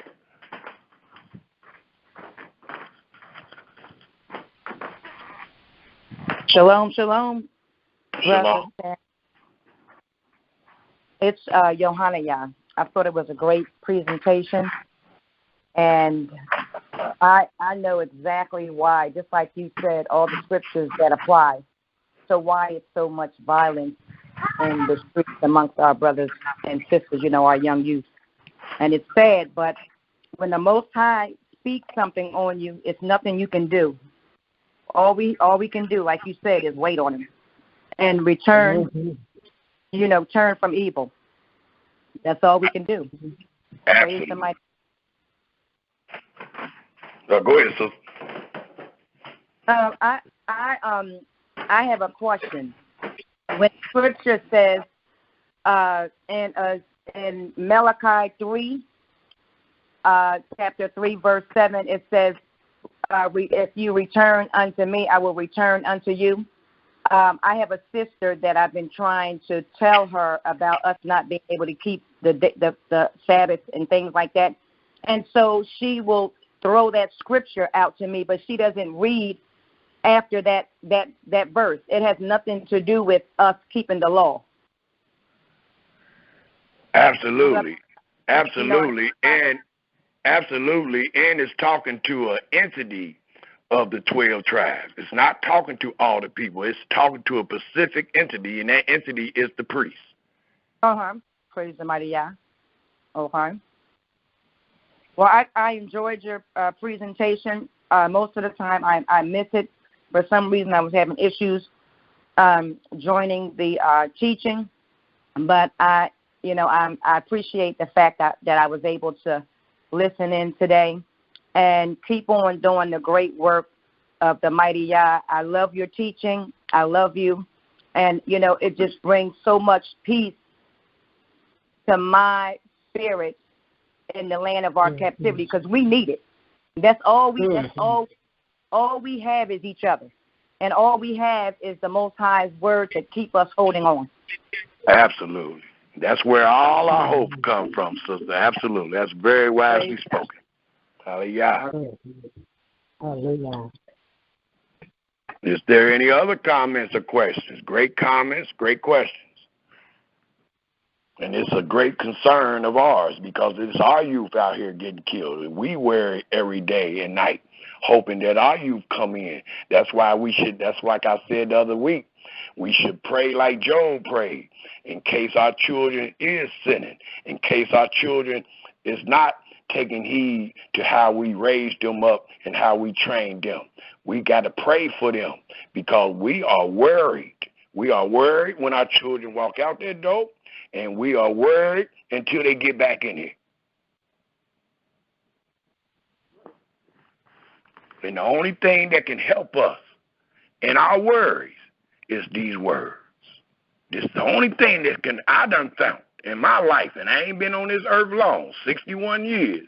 But out of 61 years, this is the only thing that I have found that can give me peace of mind, peace of spirit for what I have endured since I've been walking on this earth. Oh, yeah.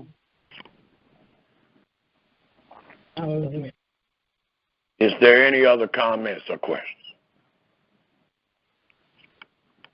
All right, it's Johanna again. I just wanted to share something personal in reference to all the violence in the street with our youth. I have a young niece, and she lives in Philadelphia. And as we all know, there's a lot of our children killing each other in record numbers, and it's sad, it's horrifying, it's terrible. And she has a child. Well, she had a child with a young guy that she's been with since she was in middle school. Well, he was killed. And when she told me about it, of course, I love our people, and I was very hurt. I was very emotional. And her response to me just really messed my mind up, because she said to me, well, that's just the way it is. There's nothing we can do. Like she was so cold, like the lack of compassion and love and concern. And I just couldn't understand that, because this is her child's father, who she's been with for many years. And to know that he's been gunned down, and then for her to have that type of attitude, it just messed my mind up so bad. And I was just like, wow. And I'll be honest with you, like, it messed me up for quite a while, because I'm like, well, we really, this curse is chasing us down. These curses that the Most High put on us is chasing us down, and you can't hide. I don't care. A lot of us is going to other countries. You can't hide from what the Most High put on you. You can't. There's no escaping it. Hallelujah. And I agree with you 100%, and I'm quite sure each and every one of us that's on this conference call today can give similar testimonies. We all done lost nephews, we done lost cousins, we done lost nieces, we done lost brothers, we done lost sisters, and everybody don't have the same spirit. So we are shocked sometimes when we hear different responses. That's why I read earlier today and took everyone to Genesis 4 and read the question that Yahweh applied to Cain. And that question was, and it's something that we are to ponder on, because you got to ask yourself, why is Yahweh asking this? It is found in the 9th verse. And what was said in the 9th verse of the 4th chapter of Genesis is, and Yahweh said it to Cain, where is Abel thy brother? And he said, I know not. Am I my brother's keeper? Do you see that? You see how everybody is not going to have the same spirit? It's not going to have the spirit of consideration. Same thing happened with Moses. Moses seen the enemy slowing one of his brothers. He looked at one way, the other way. He had love and compassion for his brother. He killed the enemy. And then when he seen his two brothers about to kill each other, he said, brothers, brothers. And the first response was, not, y'all, you right. You love us like we should love ourselves. But instead, the first response was, who made you prince over us? You see that? Yep. So we're not going to always get the spirit of Yahweh from our brothers and sisters, because everybody don't have that spirit on them. We are teaching from a different spirit today. We got a different spirit upon us. We love our brothers and our sisters, but we love Yahweh even more. That way, we can explain to our brothers and sisters why we endure what we endure, because we love him more. When you just love yourself and don't really know Yahweh, you can't respond to us the true way. You can't give us that spirit we're looking for, because you don't know him. You got to know Yahweh to be able to speak righteously. Hallelujah. So, yeah, we would get many responses, and it would probably break our heart, even from the people that we love. Don't forget, the Father is against the Son. The Son is against the Father. The mother is against the daughter. The daughter is against the mother. The mother-in-law is against the daughter-in-law. The daughter-in-law is against the mother-in-law. That's in the house. That's all the house. That ain't even talking about the enemy. That's talking about your house.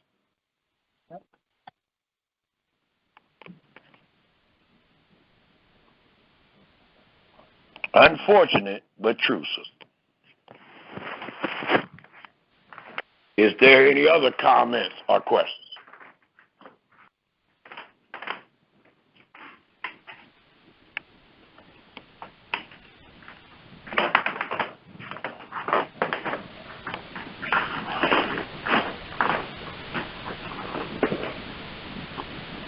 If there isn't any other comments or questions, I'm not going to hold y'all any longer. I would like to thank you again for lending the ear that you may hear to fear Yahweh and depart from evil.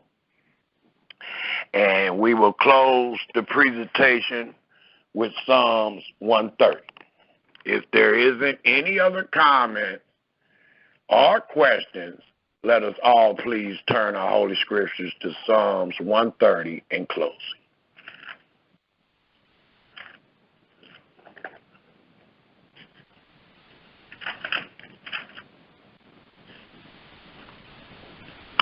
And this is a psalm denoting redemption. And it tells us, starting in the first verse, out of the depths have we cried. And that's where we find ourselves today, in the depths of hell, living in hell on earth. Out of the depths have we cried unto thee, Yahweh. Yahweh, hear our voice. Let thy ears be attentive to the voice of our supplications. If thy, Yahweh, should mark iniquity, Yahweh, who shall stand? But there is forgiveness with thee, that thy mayest be feared. We wait for Yahweh. Our soul does wait. And in his word, as we read today, do we hope. Our soul waits for Yahweh more than they that watch for the morning.